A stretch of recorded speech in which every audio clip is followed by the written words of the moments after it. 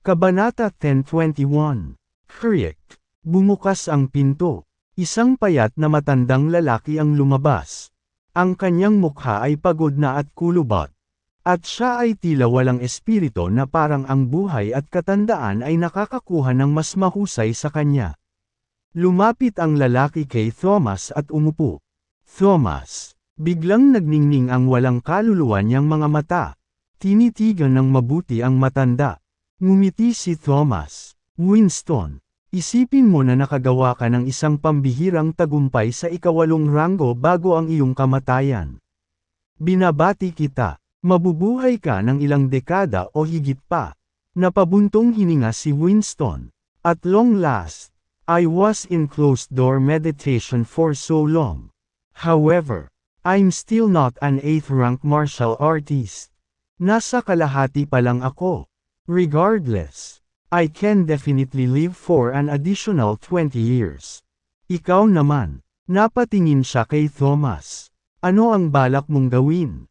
Sa nakalipas na 30 taon, 3 beses mong binisita ang Mount Little Root. Nabasa mo na ang lahat ng manual ng martial art ng Blithies sa library. Sa nakalipas na 30 taon, 3 beses nang narito si Thomas. Ngayon ang ika-4 na pagkakataon. Noong mga nakaraang panahon, dumiretso siya sa library para basahin ang martial art manuals. Si Winston ay lubos na walang kamalay-malay sa isang hindi gustong bisita sa kanyang silid-aklatan sa unang 2 beses. Sa ikatlong pagkakataon pa lamang ay nabangga niya si Thomas, na naghahalungkat sa mga istant ng libro. Nagkaroon pa ng maikling pag-uusap ang dalawa. Noon niya nalaman na ang lalaking nauna sa kanya ay si Thomas Caden. Matapos malaman ang kanyang pagkakakilanlan, agad na ipinadala ni Winston ang kanyang mga tauhan upang imbestigahan at malaman ang tungkol sa pag-aaway ng mga Caden 30 taon na ang nakalilipas. Gayunpaman, hanggang ngayon, hindi niya maintindihan kung ano ang hinahanap ni Thomas. Are you trying to find a way to reach the 9th rank? Napatitig siya kay Thomas. Napangiti si Thomas na walang isang salita. Then, he stood up and said, "The martial art conference is in 2 months and I hope I can see you there." Kung tutuusin, hindi naman araw-araw na nakakakilala ka ng 8th rank martial artist.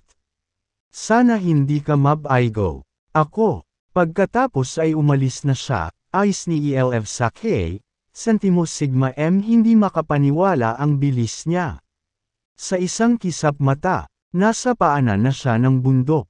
Samantala, si Winston ay may suot na malungkot na ekspresyon. Hindi niya alam ang tunay na lakas ni Thomas. Gayunpaman, sa paghusga sa kung paano nakalusot si Thomas sa mansyon ng mga Blithies nang hindi napansin ng 2 beses. Inakala niya na ang lakas ni Thomas ay higit sa kanya. Siya ay dapat na isang ika-8 ranggo martial artist. Kung gaano kalapit si Thomas sa ika-9 na ranggo, hindi siya sigurado. Ngayon, inimbitahan ng Blithies ang mga martial artist mula sa buong mundo na magtipon sa Mount Little Root sa pagtatangkang ipagmalaki ang kadakilaan ng pamilya. Nais nilang malaman ng mundo na hindi sila natatakot sa mga Caden. Bagamat may isang hindi inaasahang pangyayari sa daan kung saan lumitaw ang isang misteryosong matandang lalaki at binugbog si Donovan Blythe sa isang pulpol na gawa ng Blithies Grand Patriarch na nakawi ng limelight sa pamamagitan ng pagpapakita ng makapangyarihang kapangyarihan ng isang ika-8 ranggo isang martial artist. Nagulat ang lahat, bagamat natalo si Donovan. Ang lakas ng mga Blithies ay nagulat sa mga tao. Para sa kanila, ang Blithies ang numero 1 pamilya ni Saul. Kung tutuusin, kahit sa mga talaang pangkasaysayan, kakaunti lang ang umabot sa ika-8 ranggo. Samantala, umalis na sina James, Maxine, at Thea. Ang iba pang mga martial artist ay nanatili sa Mount Little Root at nagsimulang humingi ng pabor sa mga Blithies. Maging ang mga Johnston, Sullivans, at ang Lees mga pamilya ng Ancient Four ay nagpakita ng mga kilo ng mabuting kalooban. Handa silang makipag-alyansa sa mga Blithies at durugan ang mga Kaidan sa martial art conference na magaganap matapos ang ilang buwan. Ang katotohanan na ang Blithies ay may ikawalong ranggo na martial artist ay sapat na upang makuha ang pagkilala ng lahat ng martial artist. Nang ang lahat ay nag-button up sa Blithies, tahimik na umalis si James. Pagkatapos umalis sa Mount Little Root, tinawag niya si Maxine. Bumalik ka sa Kensington. Babalik ako kaagad. Dahil teritoryo ito ng mga Blithies. Hindi nang ahas si James na makipagkita kina Maxine at Thea dito. Kung sila ay nakita ng mga Blithies, ang mga bagay ay magiging komplikado. Bagamat hindi siya natatakot, kailangan niyang subukan alang ang kaligtasan ng kanyang mahal sa buhay. Ang mga Blithies ay tiyak na may kakayahan at handang gumamit ng mga taktika na malikot. Sige, tumango si Maxine at ibinaba ang telepono. Nagtanong si Thea, na itinago bilang Tobias. Si James ba ang tumawag? Oo, tumango si Maxine at sinabing. Tinanong tayo ni James na bumalik kaagad sa Kensington. Darating din siya kaagad. Baka nag-aalala siya na baka makita tayo ng mga Blithies. Tiyak na magpapagulo sa mga bagay-bagay. Kung ganoon, dapat na tayong umalis. Tumango si Thea. Sige. Dumiretso sila sa airport. Samantala, nagtungo si James sa mga suburb. Matapos makahanap ng isang mapanglo na lugar, tinanggal niya ang maskara ng tao sa kanyang mukha. Pagkatapos, hinubad niya ang kanyang jacket at nagsuot ng vest bago bumalik sa lungsod. Bumili siya ng tiket sa eroplano papuntang Kensington. Kasabay nito, sa mansyon ng mga Kaidan sa kabisera. Nakaupo si Tobias sa isang lotus na posisyon sa isang cultivation room sa looban. Isang boses ang nanggaling sa labas. Patriarch, may balita mula sa Mount Little Root ng Western Border. Magsalita ka. Nakaupo sa isang lotus na posisyon. Binuksan ni Tobias ang kanyang mga mata. Sumulte si Maxine sa Mount Little Root. Gayunpaman, may isang taong nagpapanggap sa iyo at humarap kay Donovan Blythe. Gumamit pa siya ng 13 Heavenly Swords. Gayunpaman, sa huli, walang nangyari sa pagitan nila. Isang hindi kilalang matandang lalaki ang biglang sumulpot at lumaban kay Donovan. Gayunpaman, walang pagkakataon si Donovan laban sa matanda at napilitang magmakaawa para sa Grand Patriarch ng Blithies na iligtas siya.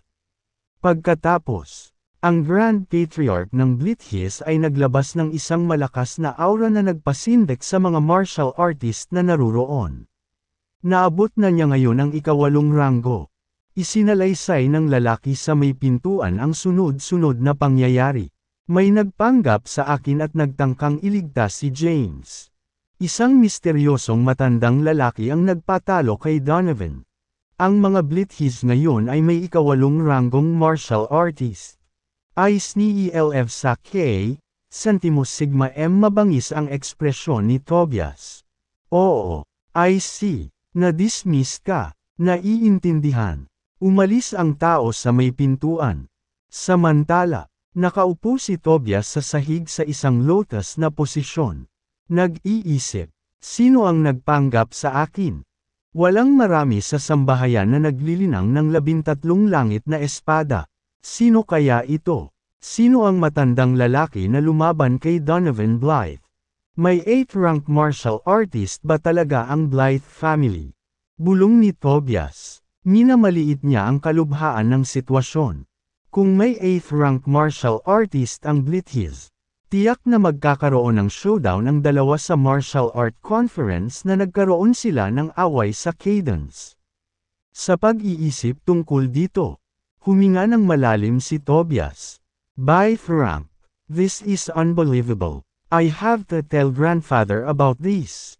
Tumayo si Tobias, umalis sa cultivation room, at nagtungo sa mas malalim na patio. Ang mansyon ng mga Kaidan ay napakalaki. At mayroong isang bahay na kawayan sa pinakamalalim na bahagi ng patio. Ito ay isang restricted area ng mansyon ng mga Kaidan. kung saan walang mga alagad ang pinapayagang pumasok. Ang sinumang lumabag sa batas ay mapaparusahan.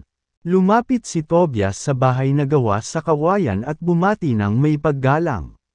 Lolo, ako, si Tobias, ay nais na makasama ka. Kriek. Bumukas ang pinto, at pumasok si Tobias. Simple lang ang mga kagamitan sa loob ng bamboo house. Isang single bed lang ang naroon. Nasa sahig ang isang 80 taong gulang na lalaki. Ang kanyang buhok ay puti, at ang kanyang balat ay nangungunot. Siya ang lolo ni Tobias. Si Bennett Caden ang taong may pinakamataas na katayuan sa pamilya. Pumasok si Tobias. Tumingin siya sa isang matandang lalaki na nakaupo sa sahig na naka-lotus position at magalang na binati. Lolo, nagmulat ng mata ang matandang lalaki. Tumango siya. Tinanong niya, may problema ba? Lolo, ngayon lang ako nakatanggap ng balita na ang pamilya Blythe ay mayroon na ngayong 8th rank martial artist. Nakaharap kay Bennett, ang individual na may mataas na nagsasalita sa katayuan sa pamilya. Si Tobias sa isang magalang na tono sa kabila ng pagiging patriarch. Oh, napukaw ang pagkamausisa ni Bennett. 8th rank. Ipinagpatuloy ni Tobias. Oo, tumpak ang aking mga pinagkukunan. Ang sitwasyon ay lalong nagiging masama sa atin. Ang iba pang 3 pamilya ng Ancient Four ay inakusahan ako ng pagnanakaw sa kanilang mga painting. Sa Mount Thunder Conference, ang mga Johnston, Sullivans, at ang tiyak na haharapin ni Liz ang mga Caden. Hindi lang iyon, nagkaroon kami ng away sa mga Blithies. Kung ang ika-8 ranggong martial artist ng Blithies ay lilito sa Mount Thunder. Natahimik si Tobias. Hindi na kailangang tapusin ang kanyang pangungusap. Alam na alam ni Bennett kung saan siya pupunta. Tumayo siya at naglakad palabas ng bahay na kawayan. Sumunod si Tobias sa likuran. Sa labas, tumingin si Bennett sa maaliwalas na kalangitan at bamulong. Isang pang-8 ranggo na martial artist. Sino kaya iyon? Kahit na ang Blithies ay nananatiling mababa ang profile sa lahat ng oras na ito. Alam ni Bennett ang kanilang insider information. Siya ay kahit na pamilyar sa ilan sa mga Blithies. Spencer Blythe. 5 dekada na ang nakalipas mula nang huli siyang maglibot sa labas. 80 taon na ang nakalipas nang makilala niya si Spencer. Noon, 20 taong gulang pa lamang siya. Dahil si Spencer ay nagtataglay ng napakalaking potensyal. Nakagawa siya ng isang pambihirang tagumpay sa ika-5 ranggo sa murang edad. Ano ang dapat nating gawin? Lolo, tanong ni Tobias. Kinawayan ni Bennett ang kanyang ulo at sinabing, mayroon pa tayong 2 buwan na natitira. Di ba? Hindi tayo nagmamadali. Oras na para mamasyal ako. Iniunat niya ang kanyang braso. Masyadong mapayapa ang sinaunang martial world ng Seoul. Mula nang pumanaw ang mga matatandang henerasyon 100 taon na ang nakalilipas. Lahat ng magagaling na pamilya at mga sekta ay nagsimulang manatiling mababa ang profile. Maaaring may maraming mahusay na martial artist na gumagala sa bansa bilang naisip namin noong una. Lolo, naabot mo na ba ang ika-8 ranggo? Tobias probed, siya ay shocked sa pamamagitan ng ang katunayan na mayroon na ngayong isang ika-8 ranggo martial artist sa Blythe pamilya. Kung hindi pa maabot ni Bennett ang ika-8 ranggo, maaaring mapahamak si Cadence. Ha! Ngumiti si Bennett at sinabing, palaging tandaan na ang mga ranggo ay hindi tumpak na mga tagapagpahiwatig ng lakas. Ang sistema ng pagraranggo ay kinakailangan lamang sa kapangyarihan ng true energy. Hindi ako naniniwala na ang isang ika-8 ranggo na martial artist ay hindi magagapi. Napuno ang mukha ni Bennett. Nang marinig ito, nakahinga ng maluwag si Tobias. Kahit na hindi pa maabot ng kanyang lolo ang ika-8 ranggo, naperpekto na niya ang 13 langit na espada at matagumpay na nalinang ang ika-13 espada. Baka magkaroon siya ng pagkakataon laban sa isang ikawalong ranggo na martial artist. All right now, you're dismissed. Pagdating ng panahon, I'll surely be there at Mount Thunder. Naiintindihan. Tumango si Tobias at tumalikod na para umalis. Teka, pinigilan siya ni Bennett na umalis. Lumingon si Tobias at magalang na nagtanong. May iba pa ba, Lolo? Hindi ba talaga ikaw ang nasa likod ng pagnanakaw ng 3 pang painting? Tumingin si Bennett sa kanya. Umiling si Tobias. Hindi pwede iyon. Lolo, nandito na ako sa loob ng mahabang panahon. Paano ko nagagawang nakawin ang kanilang mga painting? Nagsalita si Bennett sa mahinang boses. Ikaw ang pinakakaina-hinalang tao dahil nakuha na ng mga Kayden ang meridian diagram at nalutas ang sekreto ng moonlit flower sa cliffside's edge. Lahat ng 4 na painting. Hindi naman po talaga ako, Lolo. At saka, kahit nahukay na ang sekreto ng pagpipinta, hindi ko pa rin alam kung paano ito linangin. Bahagyang tumango si Bennett. Oo, napagmasdan ko rin. Sa totoo lang, imposibleng linangin. Huwag tayong abala sa pag-decipher ng painting. Marahil ay sinusubukan lang tayong lokohin ng prinsipe ng Orchid Mountain. Sa napakaraming uri ng martial arts sa pamilyang Kayden. Isa sa kanila, kapag pinagkadalubhasaan, ay lubhang makapangyarihan lalo na ang 13 langit na mga espada. Kung maaari mong master ang ika-13 espada, hindi ka matatalo. Naiintindihan. Tumango si Tobias. Na-dismiss ka. Kinawayan ni Bennett ang kanyang kamay at bumalik sa bahay na kawayan. Padabog na isinara ang pinto. Tumayo si Tobias sa pintuan. Naliligaw sa pagmumuni-muni. Nakamit ba ni Lolo ang ika-8 ranggo? Bulong niya. Alam niyang naabot na ni Bennett ang ika-7 ranggo ilang dekada na ang nakalipas. Dahil matagal na siyang nasa closed-door meditation. Ayon sa teorya, dapat ay nagtagumpay siya. Gayunpaman, hindi siya masyadong sigurado. Kung tutuusin, hindi madaling maabot ang ika-8 ranggo. Sa buong kasaysayan, iilan lamang sa mga tao ang nakamit ang gayong gawain. Sa pagkakaalam niya, tanging ang sect leader ng Mount Thunder Sect, ang Great Grandmaster ng sinaunang martial world 100 taon na ang nakakaraan. Ang nakagawa ng ganoong gawain. Gayunpaman, sa isang labanan laban sa Gu Sect, nalasan siya ng Gu Venom.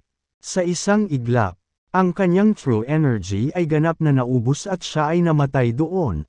Ayos ni ELF Sake, Sentimo Sigma ME sinasantabi niya ang kanyang mga iniisip. Ang tanging magagawa niya ngayon ay pumasok sa isang closed-door meditation. Kailangan niyang magkaroon ng insight sa huling 2 galaw ng 13 Heavenly Swords sa limitadong oras na mayroon siya. Kaya, pagkatapos iulat ang nangyari sa Grand Patriarch of the Cadence, pumasok siya sa isang closed-door meditation. Samantala, bumili si James ng tiket sa eroplano pabalik sa Kensington. Nakabalik na sina Maxine at Thea.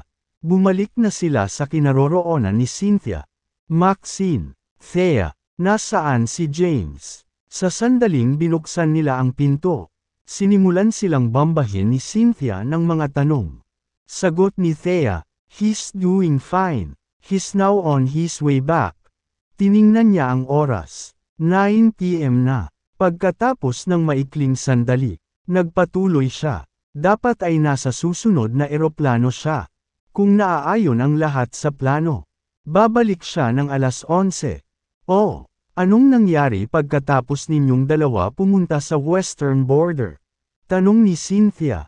Pagkarinig nito, nagkatinginan sina Thea at Maxine. Hanggang ngayon, hindi nila maisip kung paano nakatakas si James sa pagkabihag ng mga Blithies o kung paano niya nagawang maging napakalakas sa napakalaking panahon na kahit ang Patriarch ng Blithies ay walang pagkakataon laban sa kanya. Kung hindi dahil sa nakakatakot na aura ng Grand Patriarch ng Blithies na nagpasindik kay James. Namatay si Donovan sa kanyang kamay. Umupo si Maxine at sinabing, "Now, we can only wait for James to return." Tumango si Thea, with a slight smile on her face. Thea said, "Now that James has become so powerful, there's no need for him to be fearful of anyone." Gaano siya naging matatag? Nataranta si Cynthia. Wala siyang alam tungkol sa mga pangyayari sa western border. Wearing a bright smile, Thea said, napakalakas niya na kahit ang patriarch ng mga Blithies ay may pagkakataon laban sa kanya. Saying that, she looked at Maxine and asked, "Maxine, what rank do you think James is currently at?" Pagkatapos mag-isip sandali, sinabi ni Maxine, "Narinig ko mula sa aking lolo na si Donovan ay nasa ika-6 na ranggo. Dahil madali niyang natalo siya, dapat ay mas mataas siya doon." "Ano? Yung pang-6 na ranggo?" Pero paano?" Bulalas ni Cynthia. Bahaging umiling si Maxine. "I'm not sure also. That's my opinion after watching his fight with Donovan." Siya lang ang may mga sagot. Ngumiti si Thea. "Malalaman natin kapag nakabalik na siya." Nagtipon ang tatlo at pinag-usapan ang mga pangyayaring naganap sa western border. Maya-maya, bumalik si Quincy. Bagamat may sariling tirahan si Quincy, naiinip siyang mag-isa, kaya, karaniwan na siyang pumupunta sa lugar ni Cynthia pagkatapos ng trabaho. Sabagay, malawak at maluwang ang villa niya. Pagod si Quincy pagkatapos ng isang buong araw na trabaho. "You're back.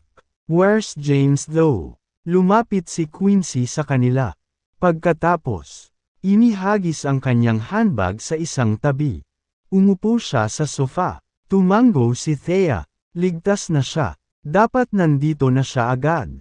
Ang galing. Nakahinga ng maluwag si Quincy. Then, she grumbled, "I'll make him treat me to a meal. For his company. I have been working day in and day out. I don't even have time to eat. It's almost midnight at hindi pa ako kumakain. Dinner yet, may makakain ka ba dito?" "Cynthia, utos ko sa kusina para ipaghanda ka ng hapunan." Agad na tumayo si Cynthia at inutusan ang chef na maghanda ng pagkain. Tanong ni Thea, "Kamusta sa kumpanya?" Napabuntong hininga si Quincy. "Ang mga bagay ay maayos. Ngunit ang ilang mas maliliit na negosyo ay tila nagdadalawang isip tungkol sa kabuuan.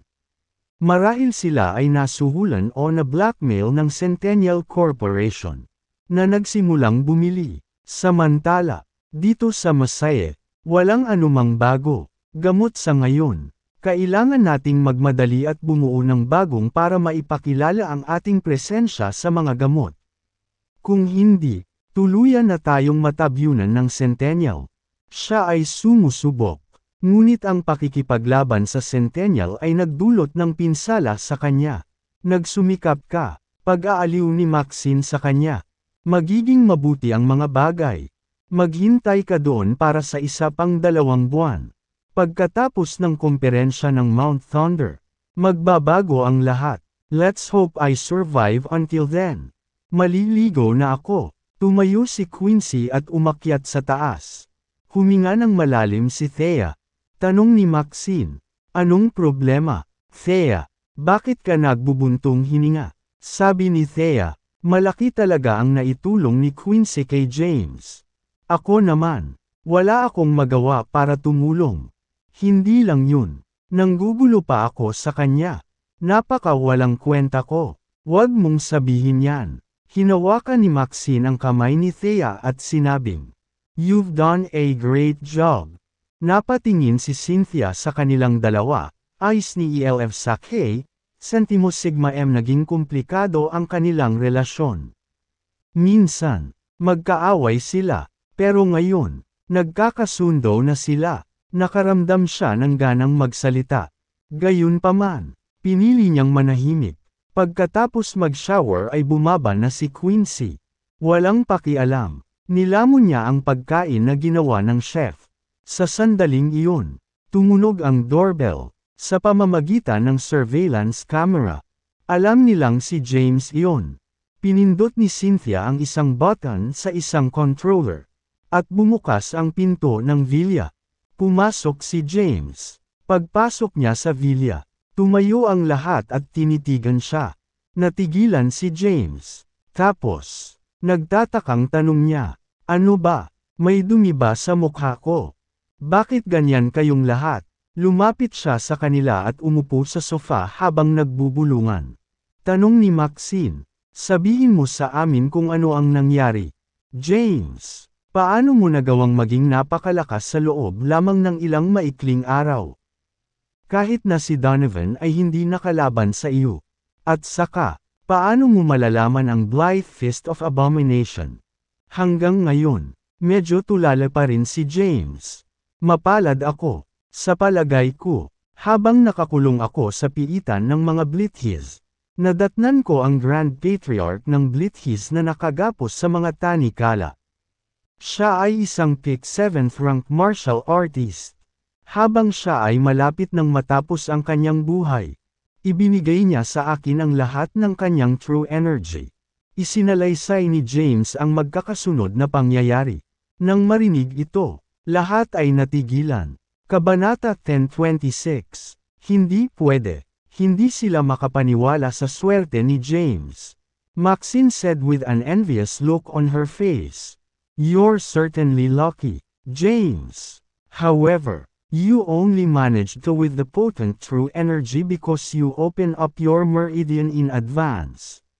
Tanong ni James, "Nga pala, bakit hindi nagpakita si Tobias? Anong nangyari?" Nang marinig ito, tumahimik si Maxine. Naiwan na siya sa kanyang kapalaran. Sa pagitan niya at ng pinakamahusay na interes ng mga Kayden. Pinili ni Tobias ang huli. Walang choice si Lolo. Napabuntong hininga siya. Bilang patriarch ng pamilya, hindi niya mailalagay ang pamilya sa kapahamakan dahil sa isang individual lang. Kung ako ang nasa posisyon niya, ginawa ko rin ang parehong bagay. Bagaman iniwan siya ni Tobias, pinili niyang tumayo sa tabi nito. Sa orihinal, pumunta siya sa western border na handa ng mamatay, ayos ni ELF sa K, Centimo Sigma M ang katotohanang nakaligtas siya ay isa ng himala. "So, ano ang susunod mong plano?" Tanong ni James. Umiling si Maxine. Wala siyang ideya at hindi niya naisip na bumalik sa sandaling umalis siya sa mansyon ng mga Kayden. Ngayon, nawala siya. Hindi niya alam kung dapat ba siyang bumalik sa bahay. "James, kailangan mong gumawa ng isang uri ng formula sa lalong madaling panahon." Pinutol ni Quincy ang kanilang pag-uusap at sinabi, "Ang Centennial Corporation ay nagpapakilala ng bagong gamot sa mabilis na bilis. Hindi makahabol ang Masae, kasalukuyan kaming nasa mahirap na posisyon." "Sige, gagawin ko." Tumango si James. Tumingin si Maxine kay James at tinanong, "Ano ang susunod mong plano?" Wearing a surly expression, James said, "I believe it's time for us to go on the offensive. Now, Madeline is in charge of Centennial. She must be implementing the plan to develop goo venom. We have to stop her. At saka, it's oras na para makilala natin si Mr. Gabriel."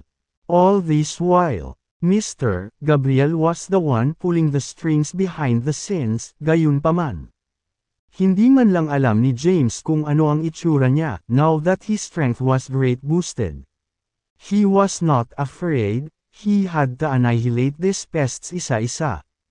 "Ipapapatay ko si Mr. Gabriel gamit ang Blade of Justice." Nang marinig ito, naramdaman ni Maxine ang panginginig sa kanyang gulugod. Nagmamadali niyang pinaalalahanan si James. "Huwag kang kumilos ng walang ingat. James, matagal na siyang patayin ng hari kung kaya niya. Ang sitwasyon ay lubhang magulo ngayon at ako ay nag-aalala na ito ay nagdaragdag lamang ng gasolina sa apoy. Wala akong pakialam. Kailangang mamatay ang mga traidor na ito ni Saul. Kung mas mataas sila sa batas, kukunin ko na lang ang mga bagay sa aking kamay." Naging dominante si James. Sa lahat ng ito, siya ay pinahiya at tinapakan. Ngayong nakakuha na siya ng hindi kapani-paniwalang lakas. Hindi siya natakot. Madeline man o Mr. Gabriel. Wala siyang pakialam. Papatayin niya silang lahat. Pinaalalahanan siya ni Maxine. Hindi kailangang madaliin ang mga bagay-bagay. Sa tingin ko, ang pangunahing layunin mo ay ang palakasin pa ang iyong lakas para sa komperensya ng Mount Thunder.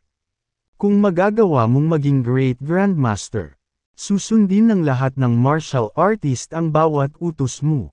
Kung ganoon, madali mong mababago ang power dynamics. Siya nga pala, tumingin siya kay James at nagtanong, nagagawa mo na ba ngayon ang true energy materialization? Natigilan si James. Tapos, tinanong niya, ano iyon? Ipinaliwanag ni Maxine. Ang true energy materialization ay isang indicator ng pag-abot sa ika-6 na ranggo. Gaya ng ipinahihiwatig ng pangalan. Ang true energy materialization ay nagbabago ng true energy sa isang bagay na nakikita.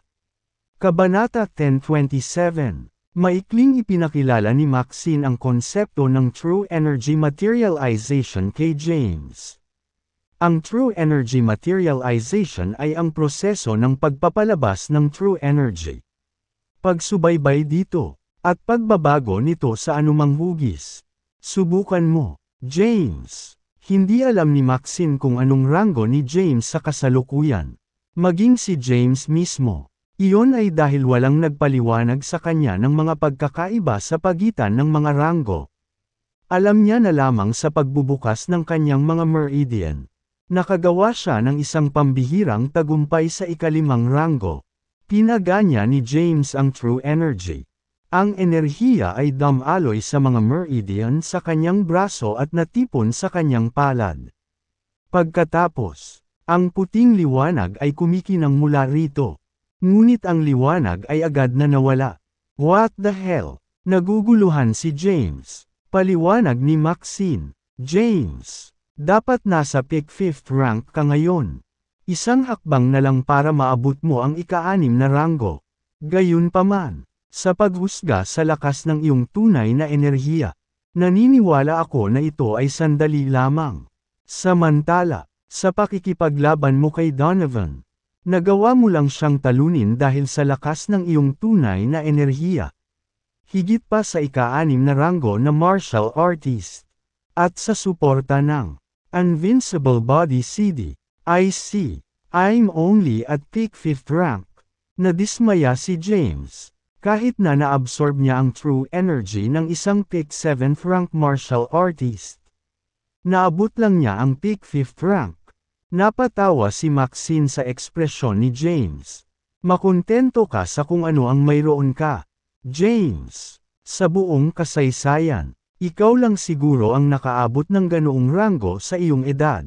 At saka, hindi mo pa naaabsorb ng lubusan ang true energy. May nakikita akong nalalabi sa iyong mga paa. Again, gaya nga ng sabi ko. Konting oras na lang bago mo marating ang 6th rank, 2 months lang ang kailangan mo. Nang marinig iyon, sumilay ang ngisi sa mukha ni James. Patuloy ni Maxine, ang iyong true energy ay sapat na ngayon. Sa susunod, kailangan mong tumuon sa martial arts. Ang Blithi's Fist of Abomination ay napakalakas. Kahit si Lolo ay natatakot dito. Sa katunayan, mayroon siyang 2 layunin sa isip noong hinagpa siya na pakasalan ako sa Blithi's. 1. Enter into a alliance with the Blithi's. 2. Steal the Blithi's Fist of Abomination. Kailangan mong magsumikap mula ngayon.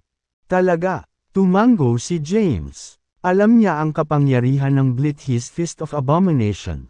Kung kaya niyang makabisado ang ika-10 kamao, hindi siya matatalo. Napabuntong hininga si Cynthia at naiinggit na sinabi. Nagawa ninyong linangin ang tunay na enerhiya. Ngunit tingnan ninyo ako. Hindi ko ito kayang linangin kahit anong pilit ko. Napakawalang kwenta ko. Maxine consoled her. There's no need to rush things. It won't be easy cultivating true energy. After all, There would be grandmasters everywhere kung ganoon ka-simple ang mga bagay. May kakayahan ka sa paglilinang. Kaya naniniwala akong magagawa mo ito. Kung magsisikap ka ng husto. Kapag nagawa mong linangin ang true energy, maaari mong linangin ang buwan na bulaklak sa cliffside's edge kasama si James. Speaking of which, tumingin si Maxine kay James at nagtanong, kumain ka na ba ng sacred fire fig? Umiling si James, hindi pa. Sinabi ni Maxine, dapat mong kainin ito sa lalong madaling panahon. Ang iyong true energy ay sapat na ngayon. Kung mako-convert mo sila sa true yang energy, ang kapangyarihan ng Blithi's Fist of Abomination ay lubos na mapapalakas. Ma'am, tumango si James. Si Quincy na matamang nakikinig sa usapan ay humikab. Hindi man lang siya interesado sa martial arts. Tumayo siya at sinabing, pagod ako matapos ang isang buong araw na trabaho. May isa pa akong araw ng trabaho sa kumpanya bukas. Tumayo siya at umakyat sa taas. Pagod na rin ako. Babalik na ako sa kwarto ko. Tuloy na kayo. Tumayo si Cynthia at umakyat din. Hindi nagtagal. Si Maxine, Thea, at James na lang ang natira. Ubu. Biglang umubo si Maxine. Tinakpan niya ang kanyang bibig ngunit samukan ng isang subo ng dugo. Nanagman siya sa kanyang mga palad. Ayos ka lang? Tanong ni Thea. Tanong ni James. Are you alright? Kailangan mo ba akong kunin ang pulso mo? Kinawayan ni Maxine ang kanyang kamay at sinabing, no need. I'm fine. I only need a few days to rest up. She looked at James and spoke in a gentle tone. James, I plan to return to the capital. Ang kapital. Kumunat ang noo ni James. Sumuko na si Tobias sa iyo.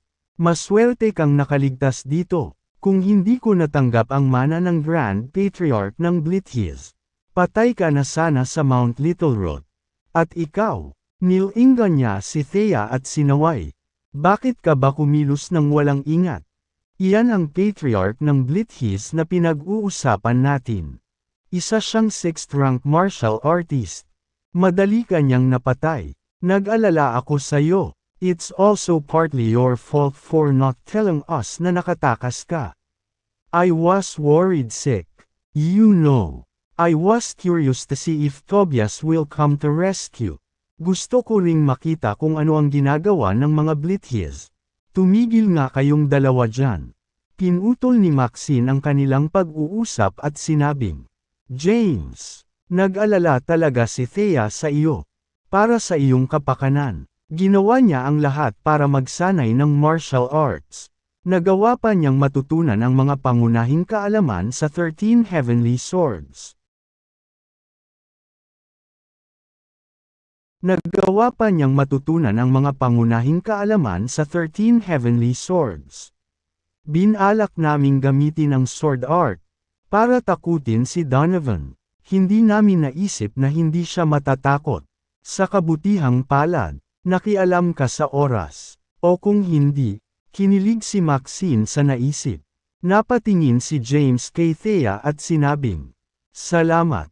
Tuwang-tuwa si Thea nang marinig ang pasasalamat ni James.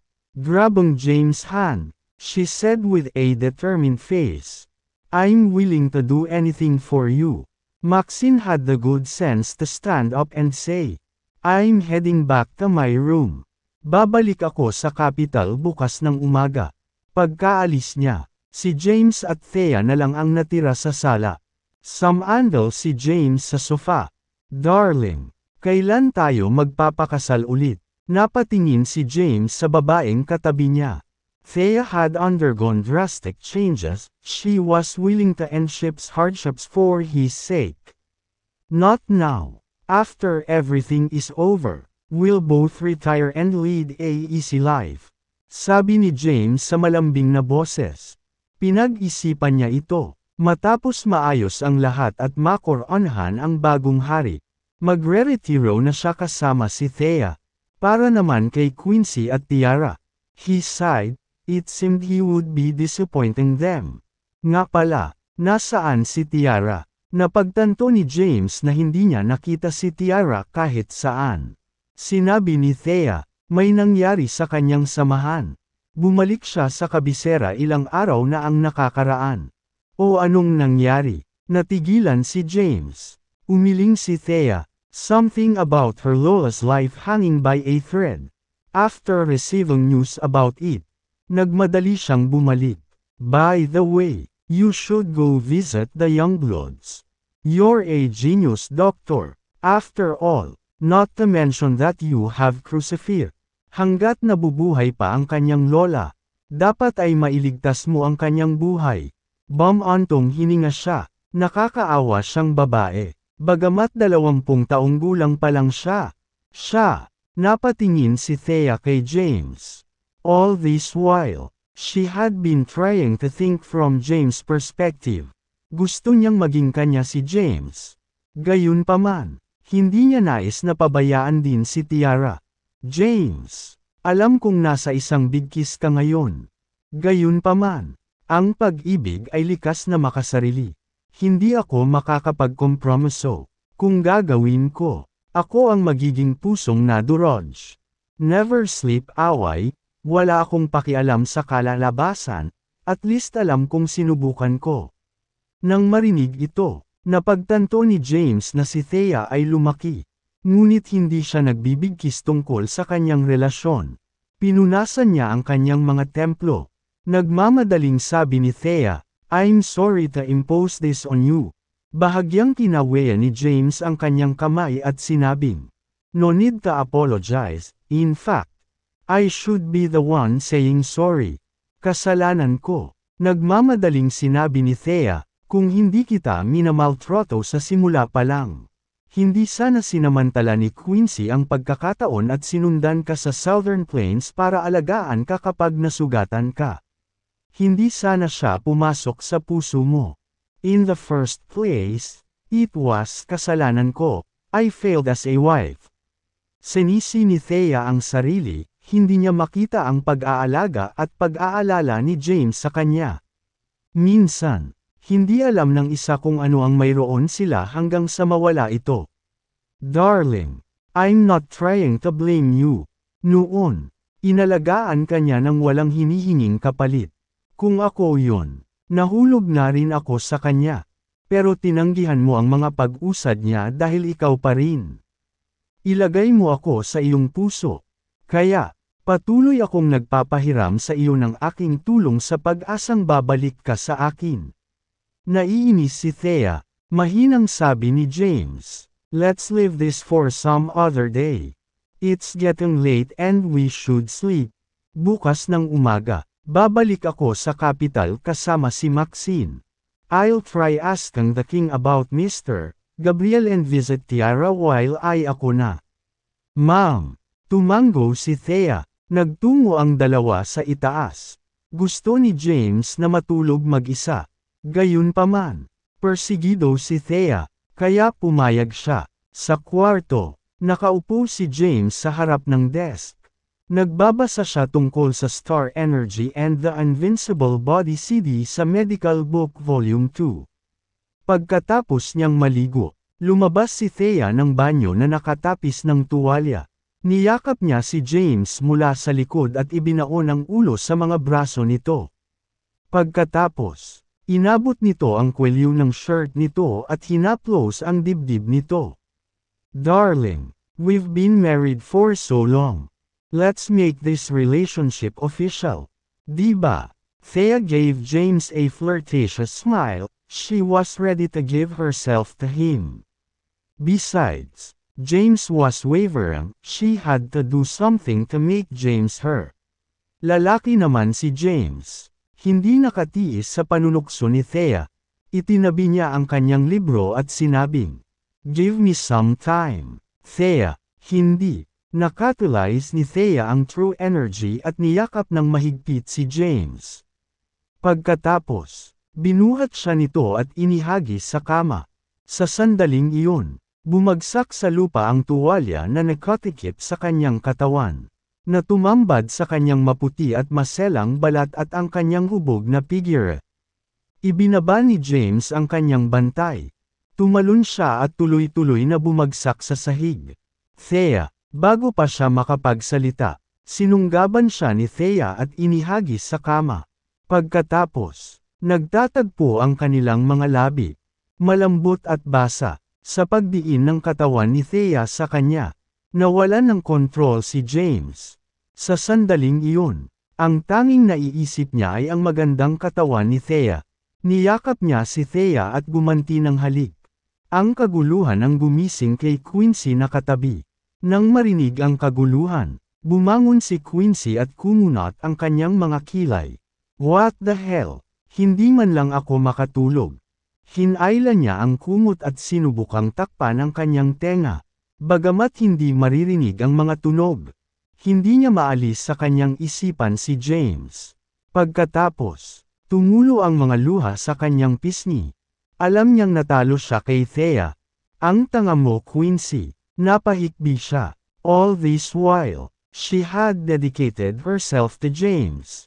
Gayunpaman, sa huli, bumalik siya sa yakap ni Thea.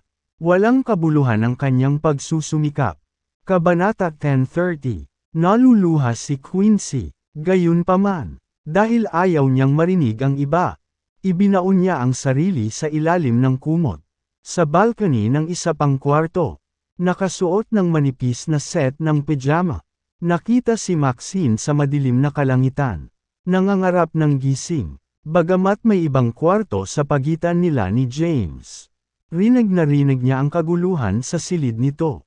Pagkatapos ng lahat, ang isang martial artist na tulad niya ay nagtataglay ng mahusay na mga kasanayan sa pandinig. Ang kanyang ekspresyon ay kalmado. Sa katunayan, nagkaroon pa nga ng kaunting ginhawa. Nag-iisip, tumayo siya sa balcony at nakita sa langit. Lumipas ang gabi ng tahimik. Ito ay isang kaganapang gabi para sa marami. Si James naman ay mahimbing na nakatulog. Sa oras na nagising siya, umaga na, tulog pa rin si Thea. Pagtingin sa babaeng nakahiga sa tabi niya, sumili ang ngiti sa mukha ni James. Kahit maingat niyang sinubukang bumangon, gin-isang pa rin niya si Thea.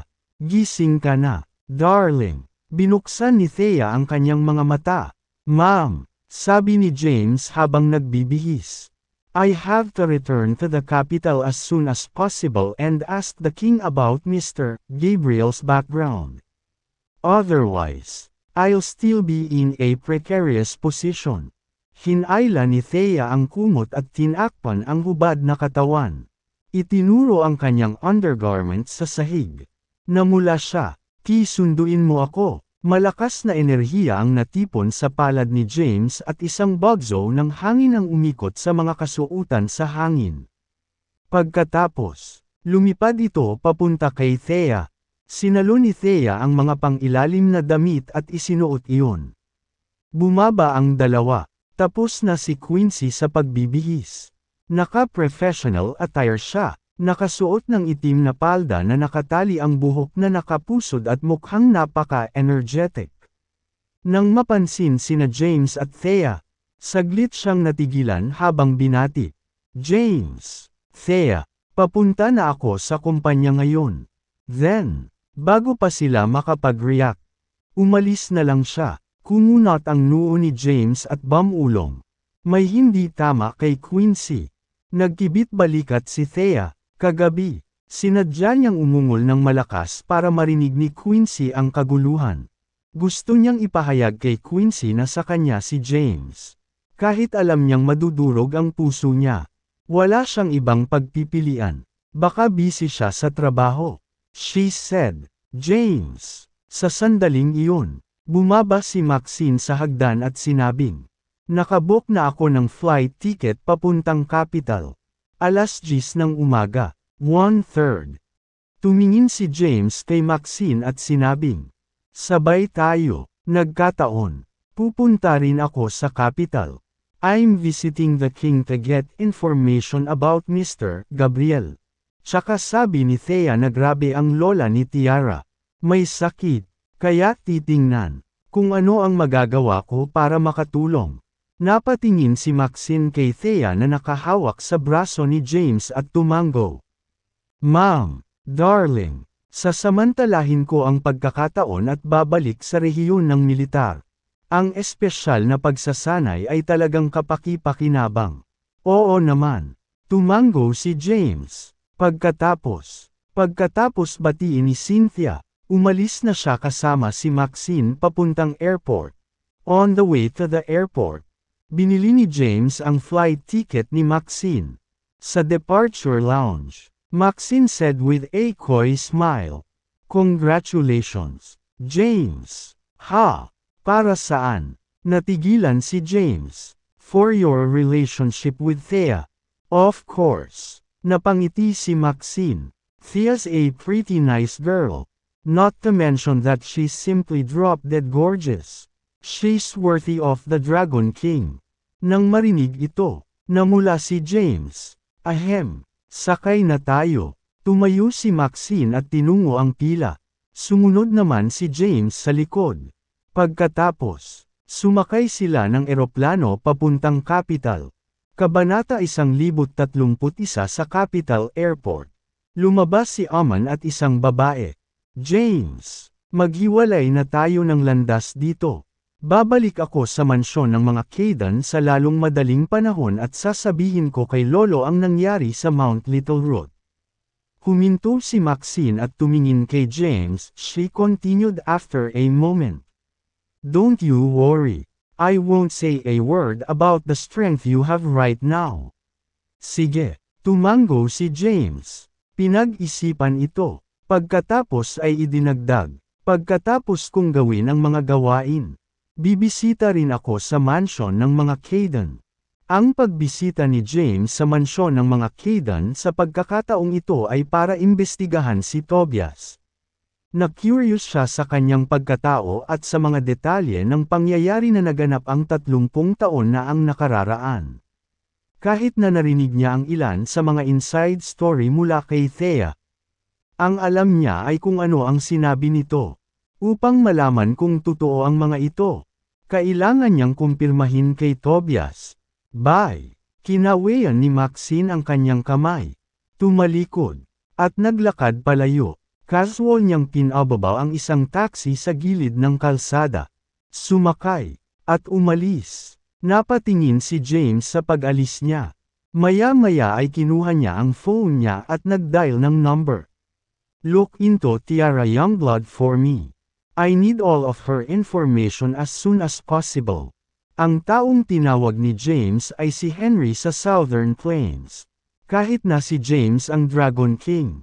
Ang Southern Plains ay kung saan siya ang may pinakamalaking impluwensya at kapangyarihan.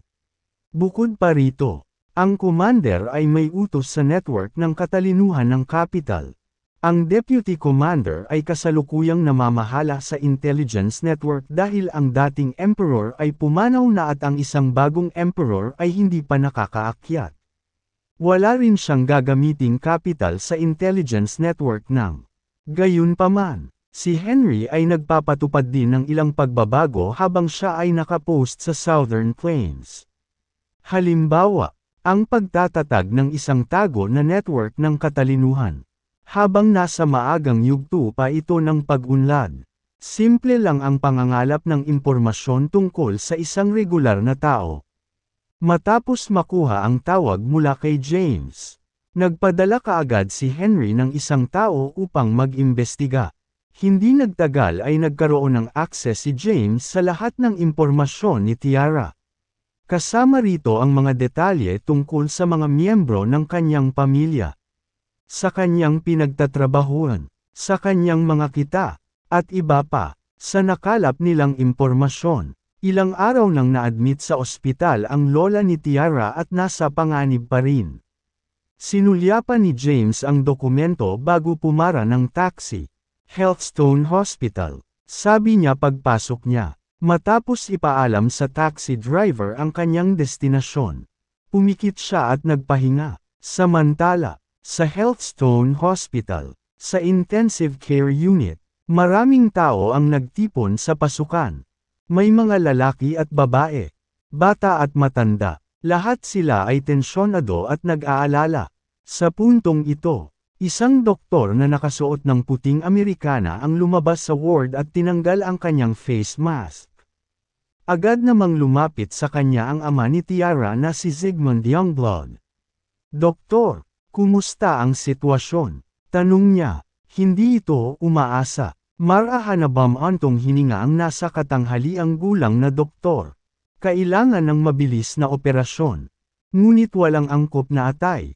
Bukod dito, kahit na ang isang katugmang donor ay handang mag-donate ng kanilang atay at matagumpay ang operasyon. Natatakot ako na ang katawan ng iyong ina ay. Nang marinig ito, napaatras ng ilang hakbang si Zygmunt. "Dr. Wallace, wala na ba talagang ibang paraan?" Na may pagmamakaawa sa kanyang mukha. Isang babae ang nagsalita.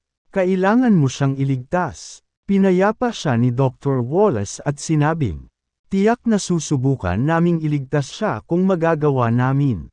Ngunit mayroon din siyang cerebral thrombosis bilang karagdagan sa kanyang isyu sa atay. Siya ay nasa napipintong panganib na mamatay mula sa isang cerebral hemorrhage. "Nakikiusap ako sa iyo, Doktor, iligtas ang aking lola."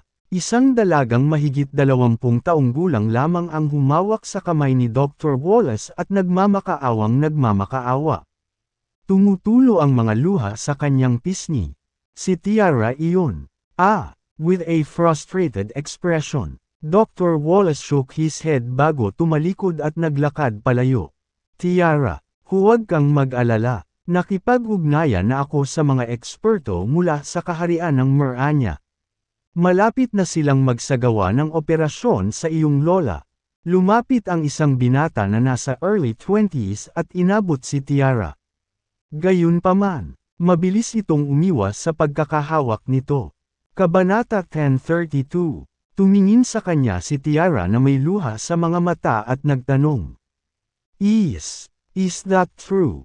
"Oo," may pagmamalaki na nakasulat sa kanyang mukha.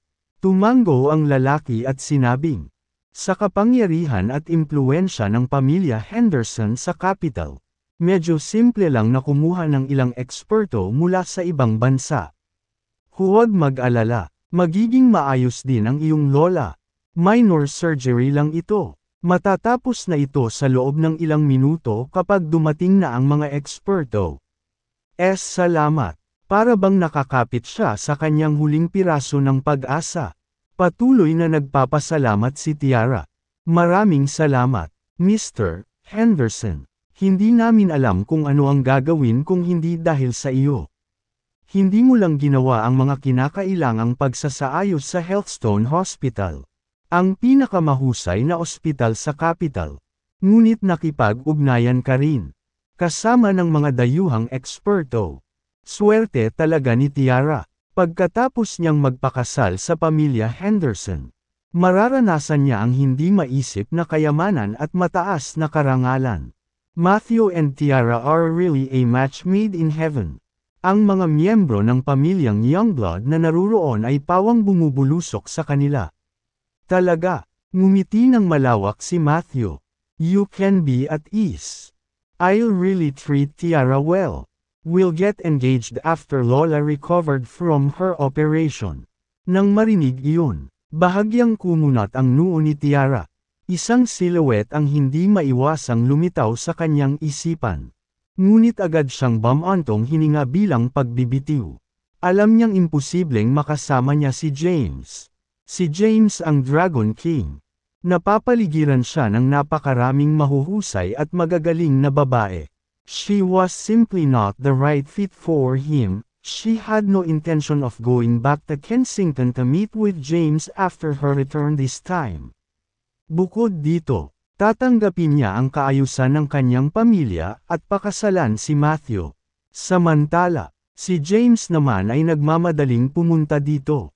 Ilang sandali pa, dumating siya sa Healthstone Hospital. Pagkatapos kumonsulta sa mga medical staff, dumating siya sa ward kung saan kasalukuyang naruroon ang lola ni Tiara. Nang malapit na siya sa pasukan, napansin niyang maraming tao ang nagkukumpulan doon. Umabot sila ng higit sa 30 tao. Huminto siya saglit bago naglakad. Tiara, aniya, nakatingin sa isang dalagang nakaupo sa isang upuan sa koridor. Sa loob ng ilang araw, walang tulog si Tiara. Wala siya sa dati niyang alindog at talino sa sandaling ito. At medyo payat siya at mapotla. Napaangat ng ulo si Tiara para tignan nang may narinig siyang boses na tumatawag sa pangalan niya. James, bakit ka nandito? Nang makita niya si James ay agad siyang ngumiti at nagmamadaling tumayo.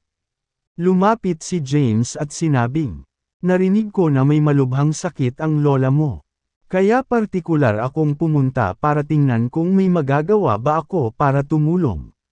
Nakita rin si James ni Zygmunt, na saglit na tumigil. Pagkatapos, nilapitan niya ito at magalang na hinarap. Dragon, Mr. Youngblood, pinutol siya ni James sa oras na may pagwawagiwe ng kanyang kamay. Nang marinig ang bati ni James sa kanya, nagbago ang ekspresyon ng mukha ni Zygmunt. At mabilis siyang nagsalita, hindi katanggap-tanggap. Hindi yun katanggap-tanggap. Si James ay ang Dragon King at ang War God ng Sol. Pakiramdam ni Zygmunt ay wala siyang nagawa para marating ito. Zygmunt, sino ito? Habang papalapit ang isang babae, hindi niya namamalayang napalingon ang kanyang mga kilay nang makitang tila magkalapit sina Tiara at James. Siya ang ina ni Tiara. Si Maya Clark. Bihirang ipakita ni James ang kanyang mukha sa publiko. Ang tanging pagkakataon na siya ay gumawa ng isang opisyal na nagpapakita ay sa pambansang pangkalahatang paglilitis. Na hindi nakita ng lahat sa bansa. Kaya pala hindi siya kilala ni Maya. Hindi rin siya kilala ng ibang miyembro ng pamilyang Youngblood. Gayunpaman, inakala nila na malamang na siya ang manliligaw ni Tiara. Habang nakikipag-usap sa mga dayuhang eksperto, napansin ni Matthew ang isang estranghero na nakatayo malapit kay Tiara. Kumunot ang kanyang noo, tinapos ang tawag, at nagmamadaling lumapit. Hinayla niya si Tiara palapit sa kanya. Binigyan niya ng masamang tingin si James. Sino ka, brat? Anong ginagawa mo dito? Kaibigan ko si Tiara. I came specifically to see if there is anything I can help after learning that her lola was in critical condition. Tiara, so first name basis ka sa kanya. Ha! Naging solemn na ang ekspresyon ni Matthew at mahina niyang sinabi. Nakipag-ugnayan na ako sa mga dayuhang eksperto. Pagsapit ng hapon, nasa kapital na sila. Wala kang pasok dito. Umalis ka na. Naiinis kay James ang ugali ni Matthew. Tiara, sino ito? Tanong niya, sabay tingin sa kanya. Nanatiling nakayuko si Tiara at nanatiling tahimik. Si Maya, ang kanyang ina, at binigyan siya ng kitang-kitang pagpapakilala. Ito si Mr. Matthew Henderson mula sa pamilyang Henderson. Siya ang aking manugang. Maaaring pamilyar sa iyo ang mga Henderson. Sa mga asset na tumayo ng ilang daang bilyon. Sila isa akong kilalang pamilya sa kabisera. Hindi naiwasang ibalik ni James ang tingin kay Matthew matapos marinig iyon. Kabanata 10:33. Ano ang tinitignan mo? Ngumisi si Matthew. Sino ka sa tingin mo para habulin si Tiara kapag ganyan ang itsura mo? James, you, please don't take this to heart. Mahinang sabi ni Tiara, nakayuko ang ulo. Ang pag-aayos ng kasal ay ginawa lamang ng kanyang ina. Dati, sinubukan siya ng kanyang ina na bumalik at makipagtipan kay Matthew. Ngunit palagi siyang nasa Kensington. Kamakailan lang ay bumalik siya nang may malubhang karamdaman ng kanyang lola.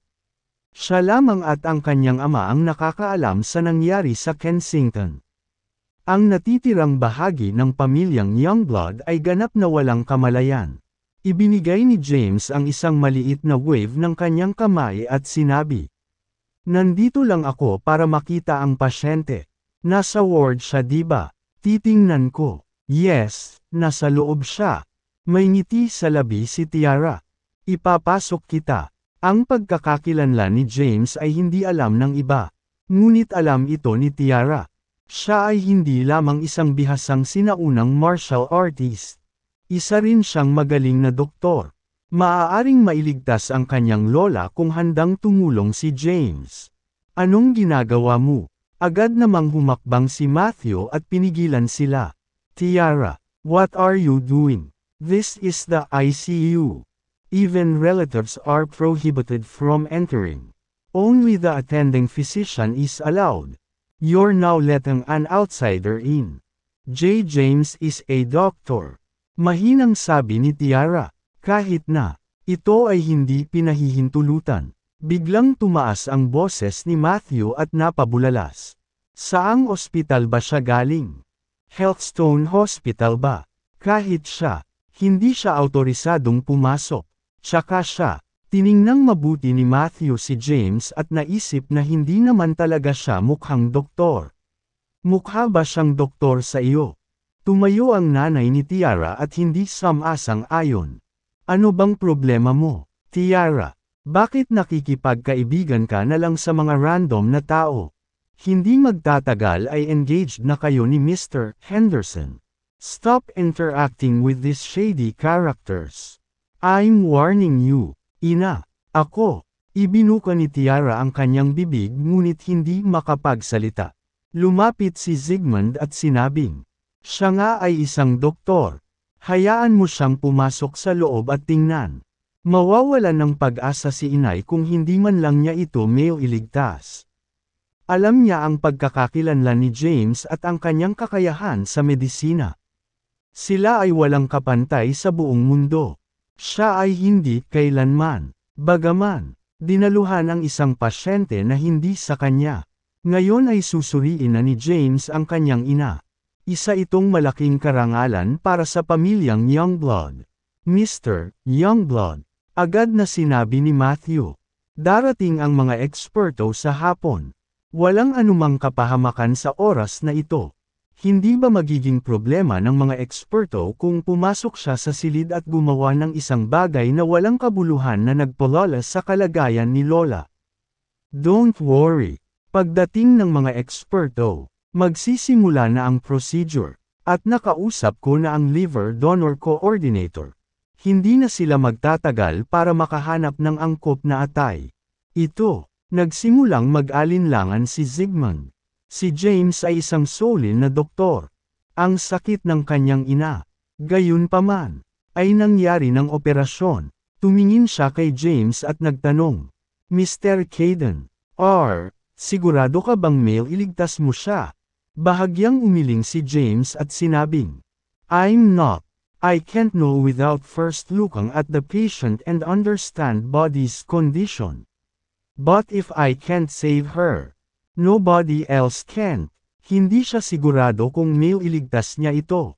Ngunit tiwala siya sa kanyang mga kasanayang medikal. Sige, kung ganoon, maaari mong subukan. Tumango si Zygmunt. Sa pagitan nilang dalawa, mas pinili niyang maniwala kay James kaysa kay Matthew. Ano ang nangyayari? Si Dr. Wallace, ang dumadating na manggagamot, ay humakbang sa sandaling ito. Matapos makita silang nag-uusap habang nasa pintuan ng ward. Nakatayo siya ng mahigpit na nagsabihan sila. This is a hospital. You need to be quiet.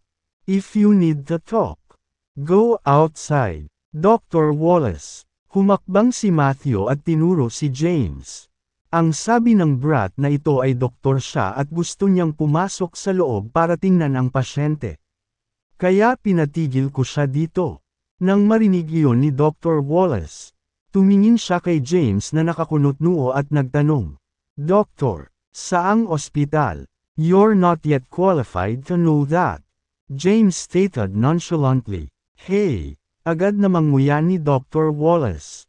Si Dr. Wallace ay ang punong manggagamot ng Healthstone Hospital at isang makapangyarihang eksperto. Kahit nasa isang pandaigdigang saklaw, mayroon siyang katamtamang reputasyon, ngunit sa ngayon ay minamaliit siya ng isang brat. I'm not qualified to know that yet. What audacity, brat! Saang foreign medical school ka nagtapos? Sino ang medical professor na pinag-aralan mo? Si Dr. Wallace ay madalas na lumahok sa mga akademikong pagpapalitan. At medyo pamilyar siya sa lahat ng propesor sa medisina na may ilang katayuan sa buong mundo. He looked at James with disdain and said, "Can't say it, di ba? You must have graduated from some lousy medical school." Ha! Bahagyang nagsalubong ang kilay ni James. Nag-aalala rin si Zygmunt na baka magalit si James. "Dr. Wallace, tingnan mo lang siya," sabi niya. "Tingnan mo. Kung may nangyaring masama, sino ang magdadala ng kahihinatnan? Ikaw." Malakas na saway ni Dr. Wallace. "Ako na ang bahala," sabi ni James. "Sino ka sa tingin mo? Ikaw na ang bahala. Paano mo ito kakayanin?" Bulyo ni Dr. Wallace kay James. "Wag mo nang dagdagan ang mga problema ko dito. Umalis ka na." Sinulyapan ni Zygmunt si James na may pagbibitiw. Mahinang pakiusap ni Tiara. "James, kailangan mong iligtas si Lola. Don't worry, I'll do my best." Pag-aaliw ni James sa kanya. Nagsimula siyang mag-isip. Sa katunayan, hindi siya pamilyar sa sinumang propesor sa medisina sa kabisera o anumang maimpluwensyang numero sa industriya ng medikal. Wala na talagang magagawa si James dahil tinanggihan siya ng attending physician na pumasok sa silid upang suriin ang pasyente. Hindi niya maaaring dalhin ang isang tropa ng mga sundalo mula sa rehiyon ng militar at tatakan ang ospital gamit ang kanilang mga pinapayagan. After some thought, James uttered, "Ask your director to come over." Sa sandaling sinabi niya iyon. Maraming miyembro ng pamilyang Youngblood ang nagsimulang tumawa. "Tiara, itong kaibigan mong ito ay medyo mayabang." Hinihingi niya ang direktor na lumapit. Wala ba siyang kamalay-malay sa Healthstone Hospital ay ang pinakamahusay na pribadong ospital sa kabisera at naglilingkod lamang sa Maharlika. Hindi ba niya alam ang direktor ng ospital ay isang pambansang kinikilalang eksperto? Tama. Kung hindi dahil kay Mr. Henderson, hindi natin mapapagamot si Lola dito. The Youngblood family name would not be sufficient on its own. Si Matthew ay nagpakita ng pagmamalaki at may maliit na ngiti sa kanyang mukha habang nakikinig sa pamilyang Youngblood na nangungulit sa kanya. "Tama na, tumigil kayong lahat." Pumagit na si Zygmunt. "You're being silly, Dad. The experts that my brother-in-law hired are coming soon. Pagpasensyahan na lang natin at hintayin sila." Pagpasensyahan na lang natin at hintayin sila. "Bakit kayo nagkakagulo sa brat?" sabi ni Yesa Youngblood, ang nakatatandang kapatid ni Tiara, habang sinusulyapan ng masama si James. "And you're even asking for the director, why do you want him to come over? Don't tell me kilala mo ang director." Umiling si James. Sa katunayan, hindi niya kilala ang direktor. Gayunpaman, maaari lamang siyang makapasok sa ward kung may pahintulot ng direktor. Tahimik na lumipat si James sa gilid at kinuha ang kanyang telepono. Tumawag kaagad kay Gloom. Ang bodyguard ng King of Saul na si Gloom ay ang tanging tao sa capital kung saan siya nagkaroon ng mas mabuting kaugnayan. Mabilis na natapos ang tawag. "Ako ito, James. Nasa Healthstone Hospital ako sa capital. Kailangan kong magpagamot ng isang pasyente dito. Ngunit hindi ako pinapasok ng attending physician sa ward." Humanap ng paraan para makipag-ugnayan sa direktor ng Healthstone Hospital. At sa 5 minuto para magpakita. Siya sa ICU number 18. Nasa ikatlong palapag ng inpatient department. Nang matanggap ni Gloom ang tawag sa telepono ni James. Humagalpak siya ng tawa. May luha sa kanyang mga mata. "Sa anumang kaso, James, ikaw si Asclepius. Sino ang hindi nakaalam nito at nang ahas na hamarang sa iyong daan?" "Tumahimik ka." Agad na pinatay ni James ang tawag. Pagkatapos tumawag ay naghintay siya sa gilid. Ang pamilyang Youngblood, sina Matthew, at Dr. Wallace, ay nagtatawanan na parang may narinig na walang katotohanan. Haha, I'm laughing so hard I'm dying. Sino sa tingin mo para humiling pa na humarap sa iyo ang direktor sa loob ng 5 minuto? Exactly. You should take a look at yourself and know your place. Lahat ay nagbiro sa kanya at kinukutya siya. Si James, gayunpaman, ay nagbigay lamang ng mahinang ngiti at hindi pinansin ang mga ito. Hindi siya mag-abala kung ang pasyente ay hindi ang lola ni Tiara. Gaano man karaming pera ang inialok sa kanya. Baka hindi man lang niya sinubukang iligtas siya. Kabanata 10:35. Umupo si James sa isang upuan sa koridor. Hindi pinapansin ang mga panunuya at mapanuksong pananalita ng iba. Wala siyang ideya kung paano aabisuhan ni Gloom ang direktor. Gayunpaman, alam niyang tiyak na makakahanap ng paraan si Gloom. Hanggat nasa ospital ang direktor, walang alinlangan na darating siya sa loob ng 5 minuto. Tumayo si Tiara sa harapan niya na nakayuko. I'm sorry, James, for making you trouble. Paghingi niya ng paumanhin sa mahinang boses. Bahaging kumaway si James. Hindi ito isang problema, sabi niya. Naiirita si Matthew sa inasal ni Tiara kay James.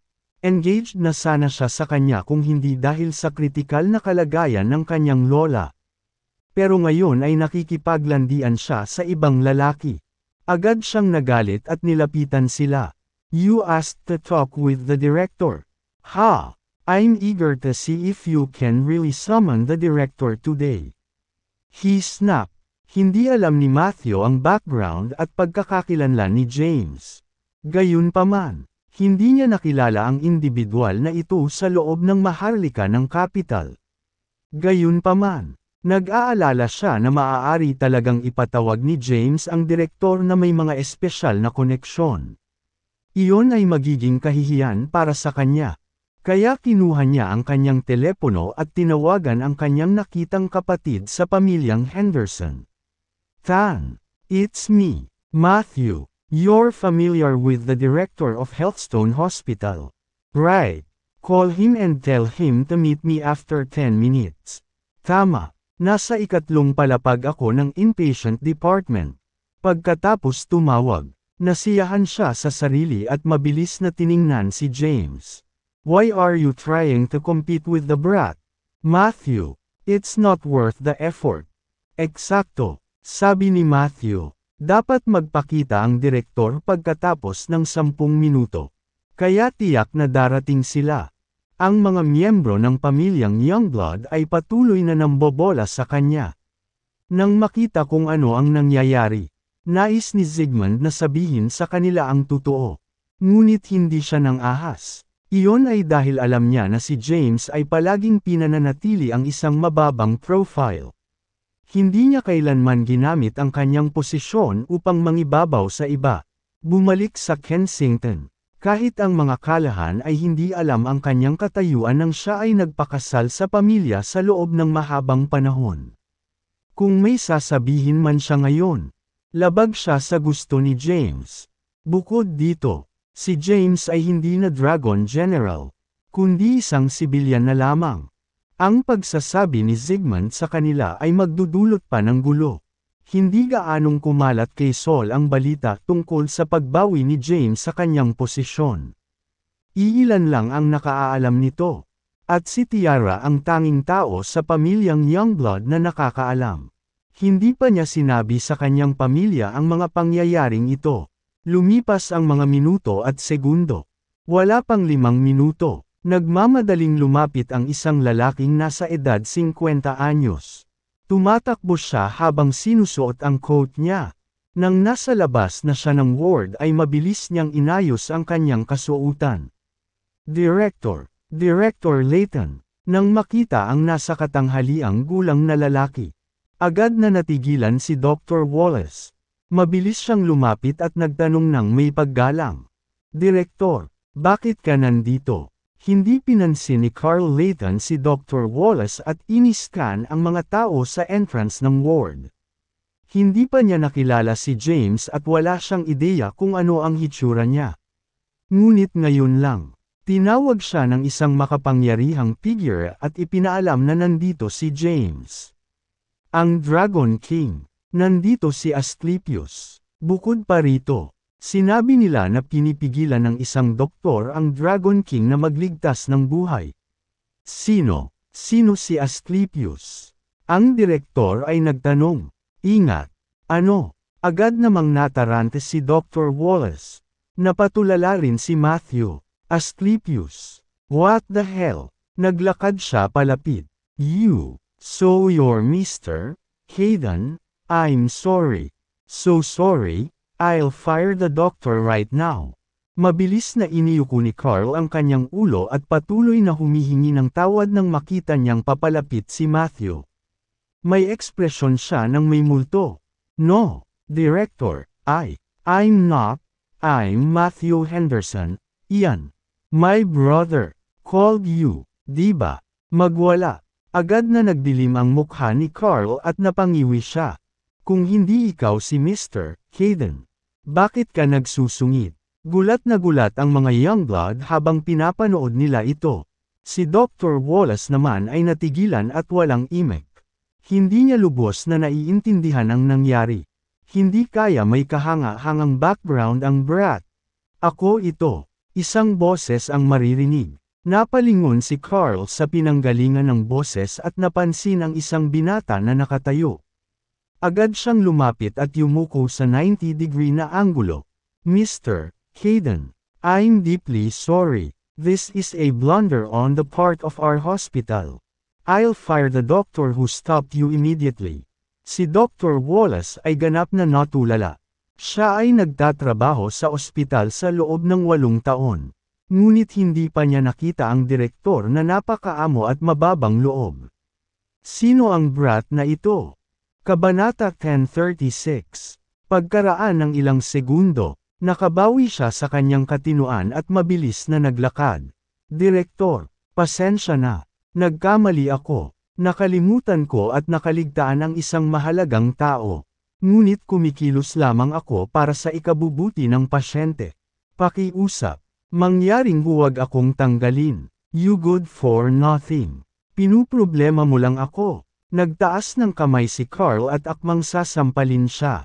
It's alright. Forget about it. Walang pakialam na sabi ni James. Huminto kaagad si Carl. Tanong ni James. Pwede na ba akong pumasok sa loob at tingnan ang pasyente? Oo, kaya mo. Tiyak na kaya mo. Walang tigil na tumango si Dr. Wallace sa kanyang ulo. Aayusin ko kaagad na may maging katulong mo. Maagap na sabi ni Carl. Bahagyang iwinagayway ni James ang kanyang kamay at sinabing, There's no need. I can handle it on my own. Diretso siyang naglakad papasok sa ward habang sinasabi niya iyon. Sa labas ng ward, ang mga miyembro ng pamilyang Youngblood ay nagkatitigan. Naguguluhan. Sino ba talaga yang brat na yan? Mukhang may kakayahan siya, kahit na ang direktor ng Healthstone Hospital ay gumagalang sa kanya. I wonder kung ano ang background niya. Ang mga miyembro ng pamilyang Youngblood ay nag-uusap sa pananahimik na tono. Lumapit si Maya kay Tiara at pumwesto sa harapan niya. Tiara, sino ang taong iyon? Mahina niyang tanong. Siya ay. Napasulyap si Tiara kay Zygmunt at napansin niyang umiling ito sa kanya. Then, she replied, Basta, kaibigan lang. Kaibigan. Anong background niya? Si Maya ay naging lubhang mausisa tungkol kay James, Healthstone Hospital na partikular na tumulong sa mga maharlika. Maging si Matthew ay hindi nagawang ipatawag ang direktor. Ngunit kailangan lamang ni James na tumawag sa telepono bago ang direktor ay sabik na tumakbo. Gayunpaman, pinag-aralan niya ang mga tao sa bawat anak ng maharlika sa kabisera. At si James ay hindi isa sa kanila. Umiling si Tiara at wala nang ibang sinabi. Sabihin mo sa akin kung sino siya. Ikaw brat. Napasimangot si Maya at parang hihilahin niya ang tenga ni Tiara. Nakakunot ang noo ni Matthew at nakatitig kay James na nasa loob na ng ward. Kailangan lang niyang tumawag sa telepono. At ang direktor ay sabik na sumugod. Ngunit hindi ko pa siya nakita sa kabisera. Sino nga ba ang brat na ito? Ungol niya. Lahat ng nasa labas ay nag-isip tungkol sa pagkakakilanlan ni James. Si James naman ay pumasok na sa ward. Nasa hospital bed ang isang matandang babae. Maraming medikal na tubo ang nakakonekta sa kanyang katawan habang ang kanyang mukha ay natatakpan ng ventilator. Wala siyang malay. Lumapit sa kanya si James at hinawakan ang kamay niya habang sinusuri ang pulso niya. Hindi nagtagal ay natukoy niya kung anong klaseng sakit iyon. Kung nangyari ito noon, hindi niya ito magagagamot sa ganoong kaikling panahon. Para gumaling, kukuha ito ng maraming sesyon ng acupuncture at ilang gamot. Gayunpaman, nagbago ang mga bagay. Nasa kanya na ngayon si Crucifix. Mayroon din siyang malakas na cultivation base sa kanyang katawan. Mula sa kanyang manggas, isang manipis na pilak na alambre ang kumalas at nahati sa maraming pilak na karayom. Sinimulang ipasok ni James ang mga karayom. Hindi nagtagal. Ang katawan ng pasyente ay natabunan ng ilan sa kanila. Dahil mayroon ng matibay na cultivation base si James. Kaya hindi siya magpasok ng higit sa 40 karayom ng sabay-sabay. Ang Crucifix ay ginawang milagro sa pamamagitan ng biyaya ng True Energy.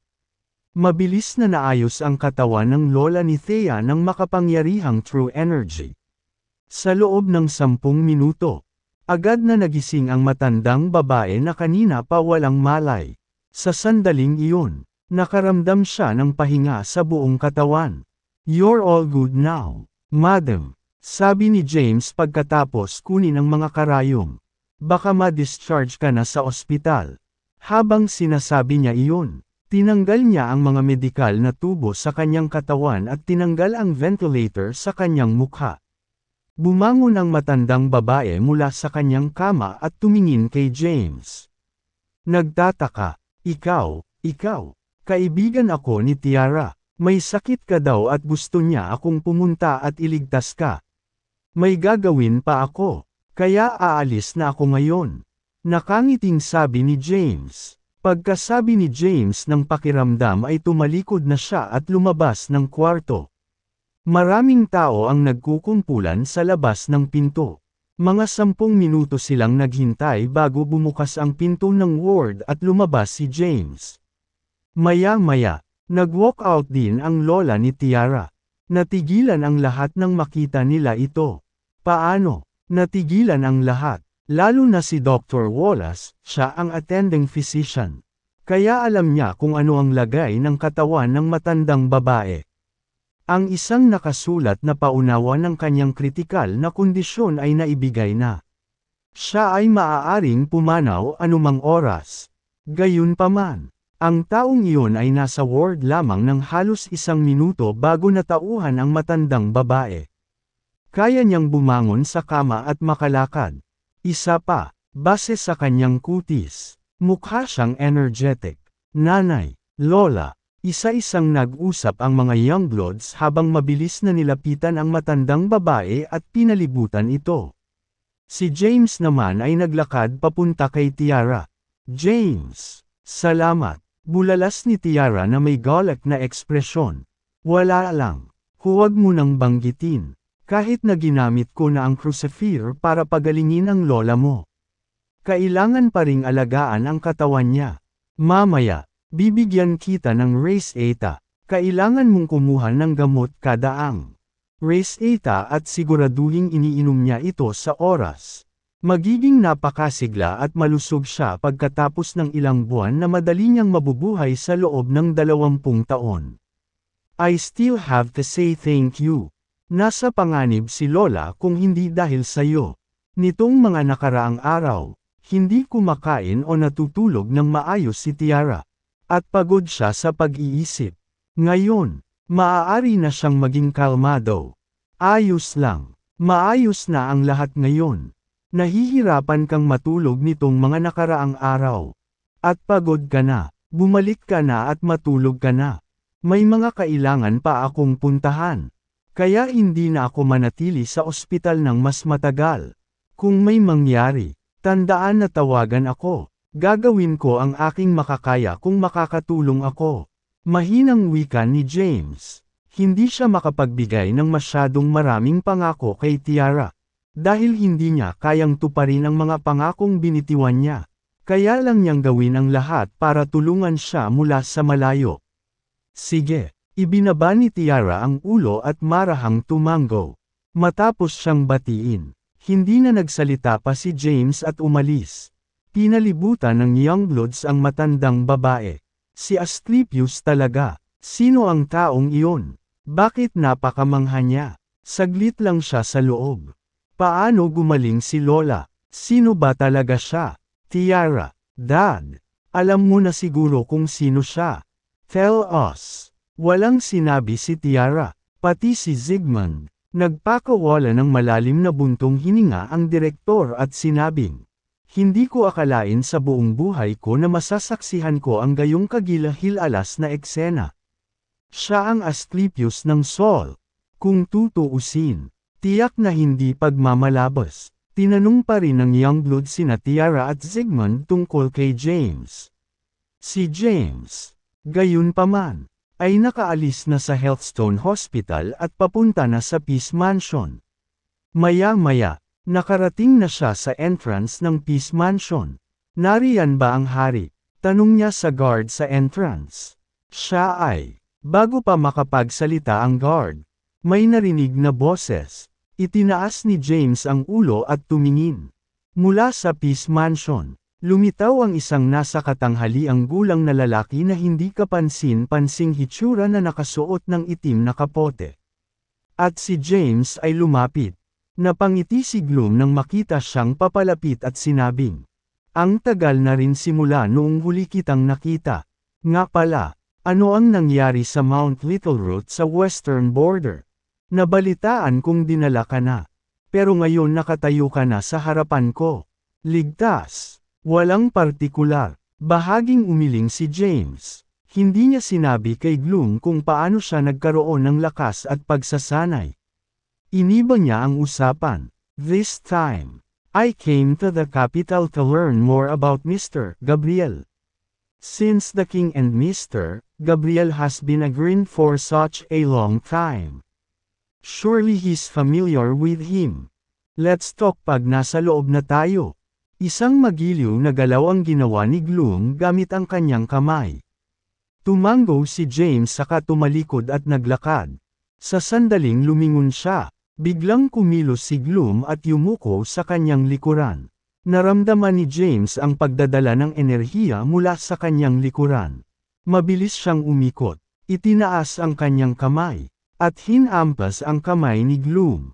Kabanata 1038. Isang pag-alo ng malakas na puwersa ang bumulagta kay Gloom.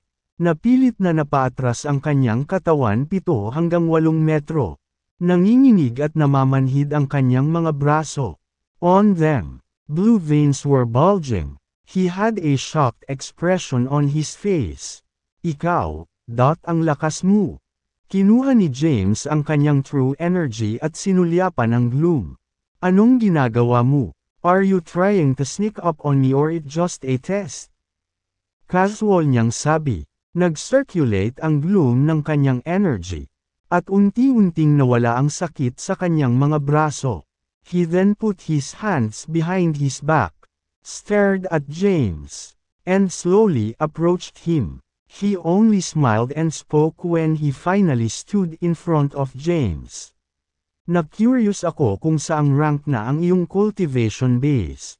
Sa masasabi ko, tiyak na nagkaroon ka ng ilang kapana-panabik na pakikipagsapalaran kamakailan. Posible bang mayroon kang munlit na bulaklak sa cliffside's edge ang lahat ng naisip ngayon? Kahit na nakangisi si Gloom, hindi pa rin hamupa ang gulat at pagtataka na nararamdaman niya. Ang kanyang cultivation base ay nasa ika-5 ranggo. Kahit na ang kanyang lakas ay hindi maituturing na walang talo o walang cap-oras.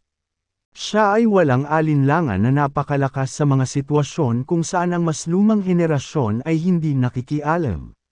Gayunpaman, napaatras siya nang tumama ang palad niya kay James kanina. Nakaramdam siya ng pangangilig at pamamanhid sa mga braso niyang nakatali. Ang enerhiya at dugo sa kanyang katawan ay pabago-bago. Si James naman ay ganap na nakatayo at hindi man lang kumibo. Pinatunayan nito na nalampasan na ni James ang lakas niya. Phew! Sa itaas ng ikalimang ranggo. Nahirapan siyang paniwalaan.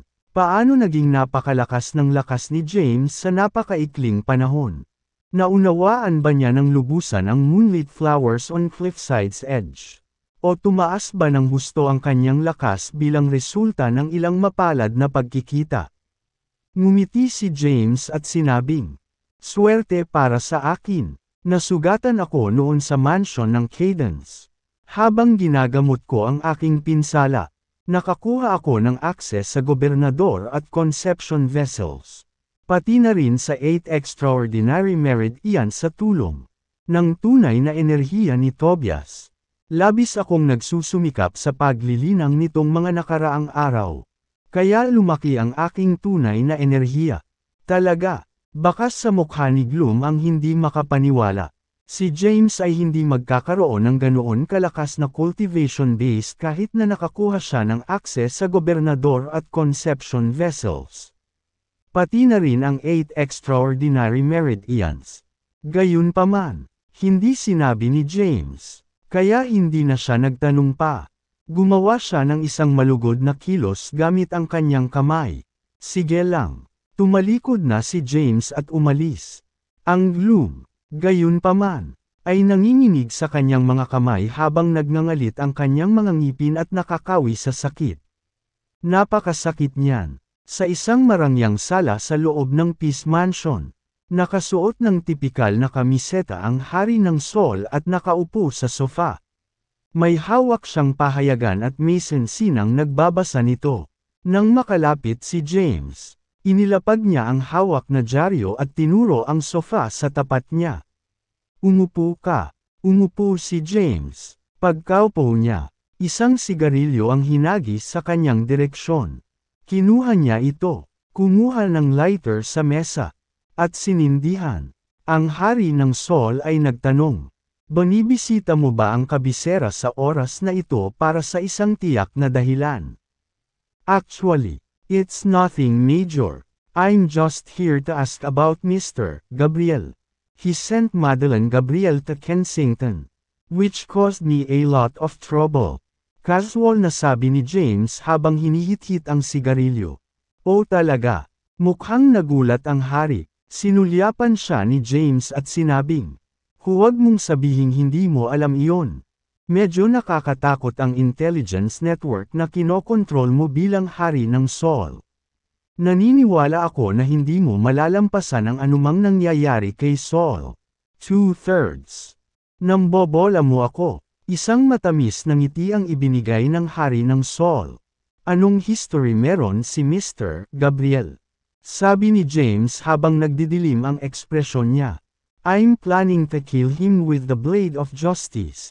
Bahagyang nagbago ang ekspresyon ng Hari ng Sol nang marinig siya. "That's quite a crazy plan you have there." Sabi niya maya-maya. Nakangiti. Si Gloom, na lumapit upang tumayo sa likuran ng Hari ng Sol, ay parehong namangha. Hindi niya inaasahan na magkakaroon ng ganoong pag-iisip si James. Patayin si Mr. Gabriel. Kung posible lang na patayin siya. Hindi na sana naghihintay ang Hari hanggang ngayon. Kaya kailangan ko ng detalyadong impormasyon tungkol kay Mr. Gabriel. Sabi ni James na nakasandal sa sofa habang nakakross ang mga paa. Nang marinig iyon ng Hari ng Sol, siya ay naging malalim sa kanyang pag-iisip. Ibinaba ni Gloom ang kanyang tenga at pabulong na nagsasalita ng ilang salita. Ang mukha ng Hari ay nagbago mula sa pagtataka tungo sa pagkataranta at sa wakas ay naging isang kontentong ngiti. Maya-maya pa, sabi niya habang nakangiti, "Dragon King, gusto mong patayin si Mr. Gabriel. Sinusuportahan ko iyon ng buong puso. Ngunit hindi ako mag-aalok sa iyo ng anumang tulong. Anuman ang mangyari, kailangan mong harapin ito ng mag-isa." James furrowed his brows and said, "What could possibly happen?" Don't keep me guessing. Tell me everything about Mr. Gabriel. Kabanata 1039. Nagtanong si James tungkol kay Mr. Gabriel. At naging solemn na ang ekspresyon ng hari. Kumuha siya ng sigarilyo sa mesa. Sinindihan ito, at huminga ng malalim. Napuno ng usok ang hangin sa harapan niya.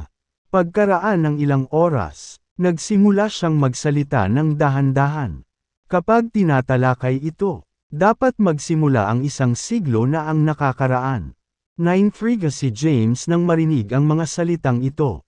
Palagi siyang may limitadong pag-unawa sa nangyari isang siglo na ang nakalilipas.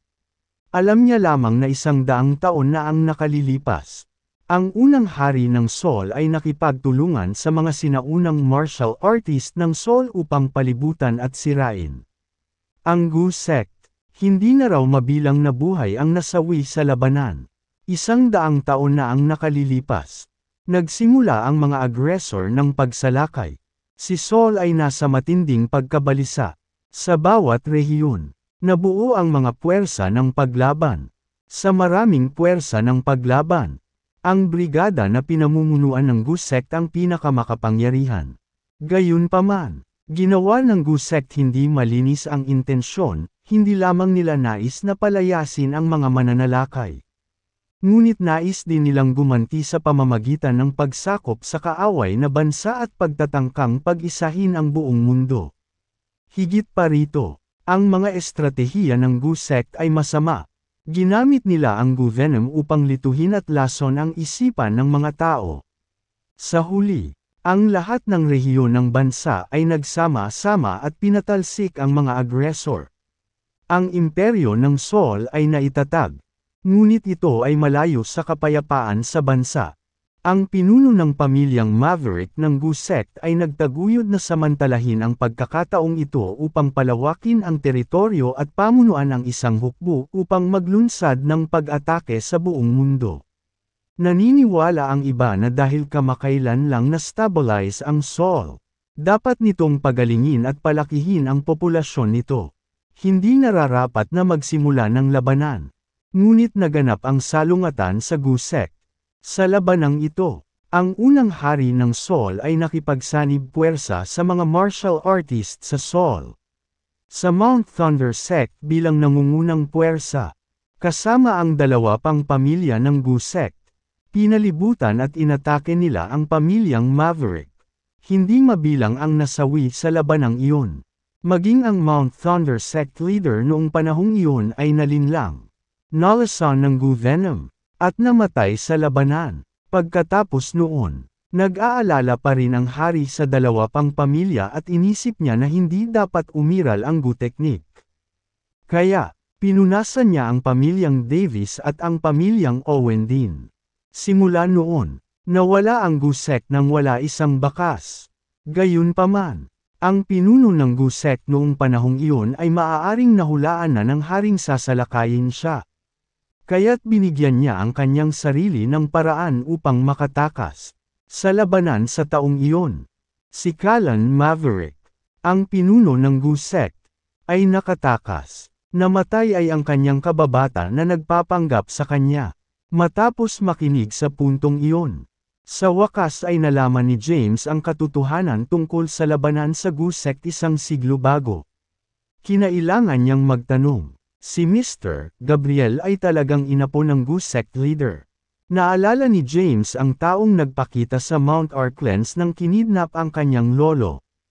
Tinukoy siya ng kanyang lolo bilang Gu Devil.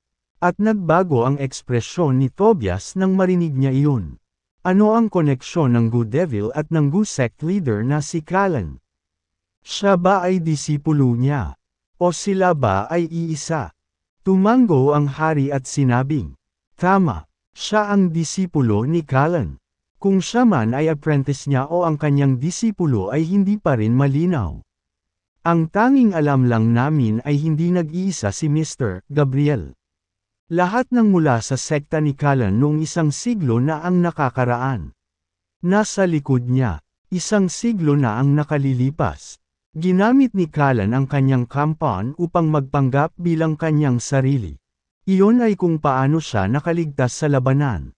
Pagkatapos makatakas, nakipag-ugnayan siya ng patago sa kanyang mga kampan at tinipon sila.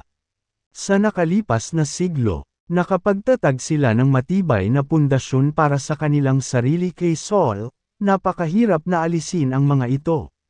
Gayunpaman, kailangan nating kumilos. Kung hindi, ito ay isang kalamidad.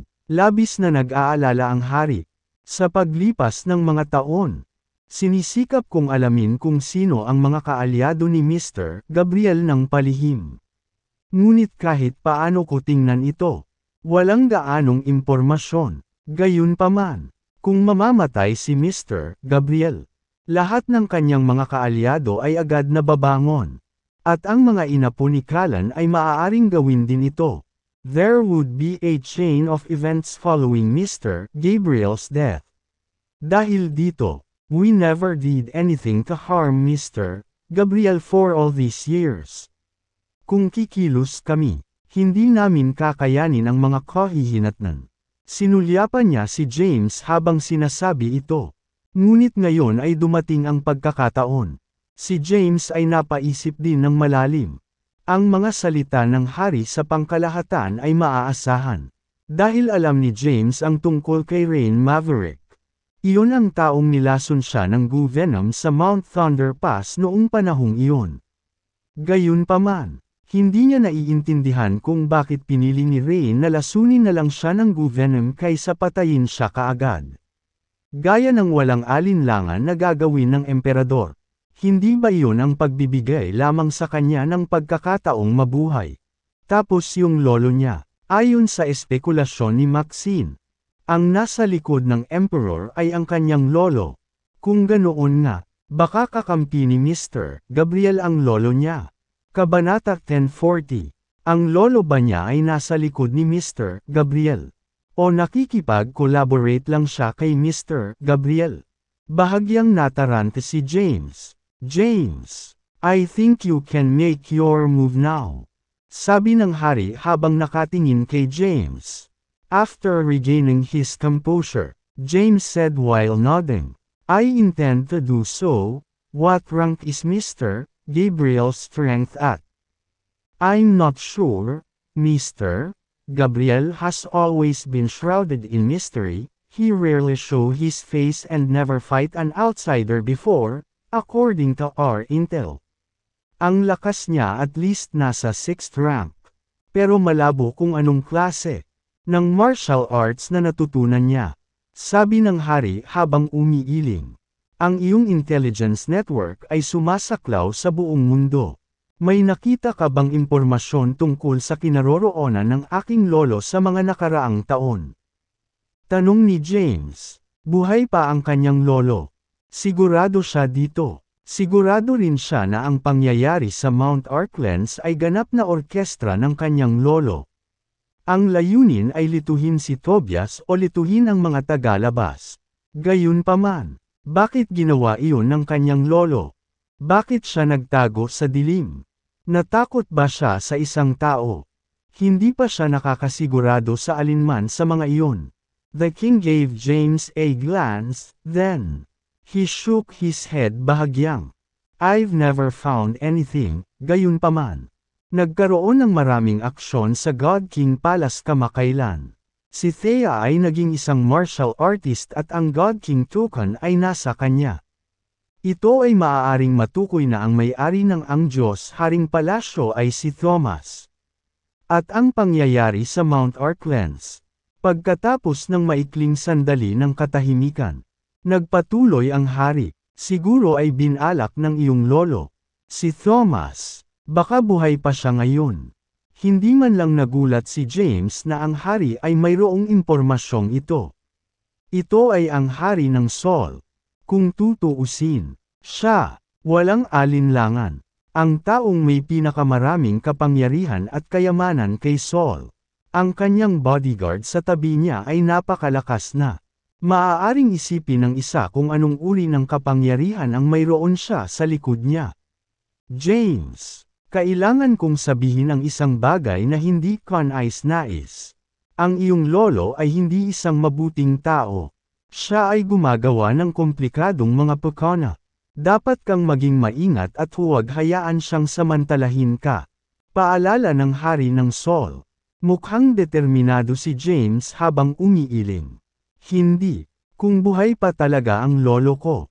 Naniniwala akong hindi niya ako sasamantalahin. Naniniwala rin ako na hindi niya ako masasamahan. Iyan ay hindi garantisado, sabi ng hari. Ibang pananaw. Ibang layunin.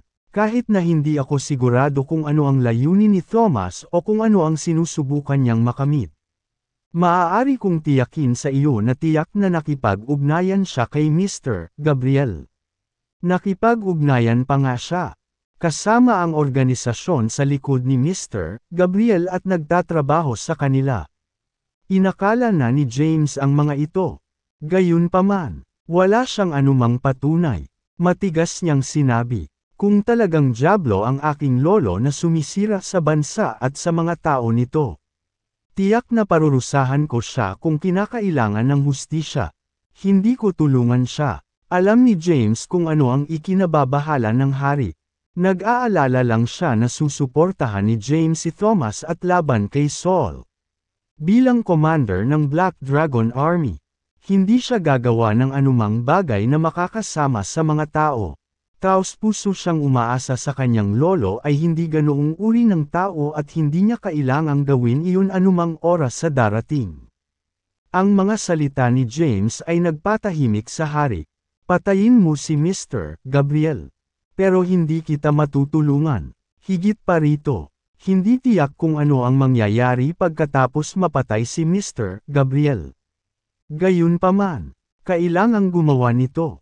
Ang gusto mo ngayon bilang general ng Southern Plains at Dragon ginagawa ng King of the Southern Plains na hindi nararapat para sa iyo na makialam sa mga gawain ng capital. Sasabihin ko itong muli. Ang posisyon ng commander ng Red Flame Army ay nakalaan para sa iyo.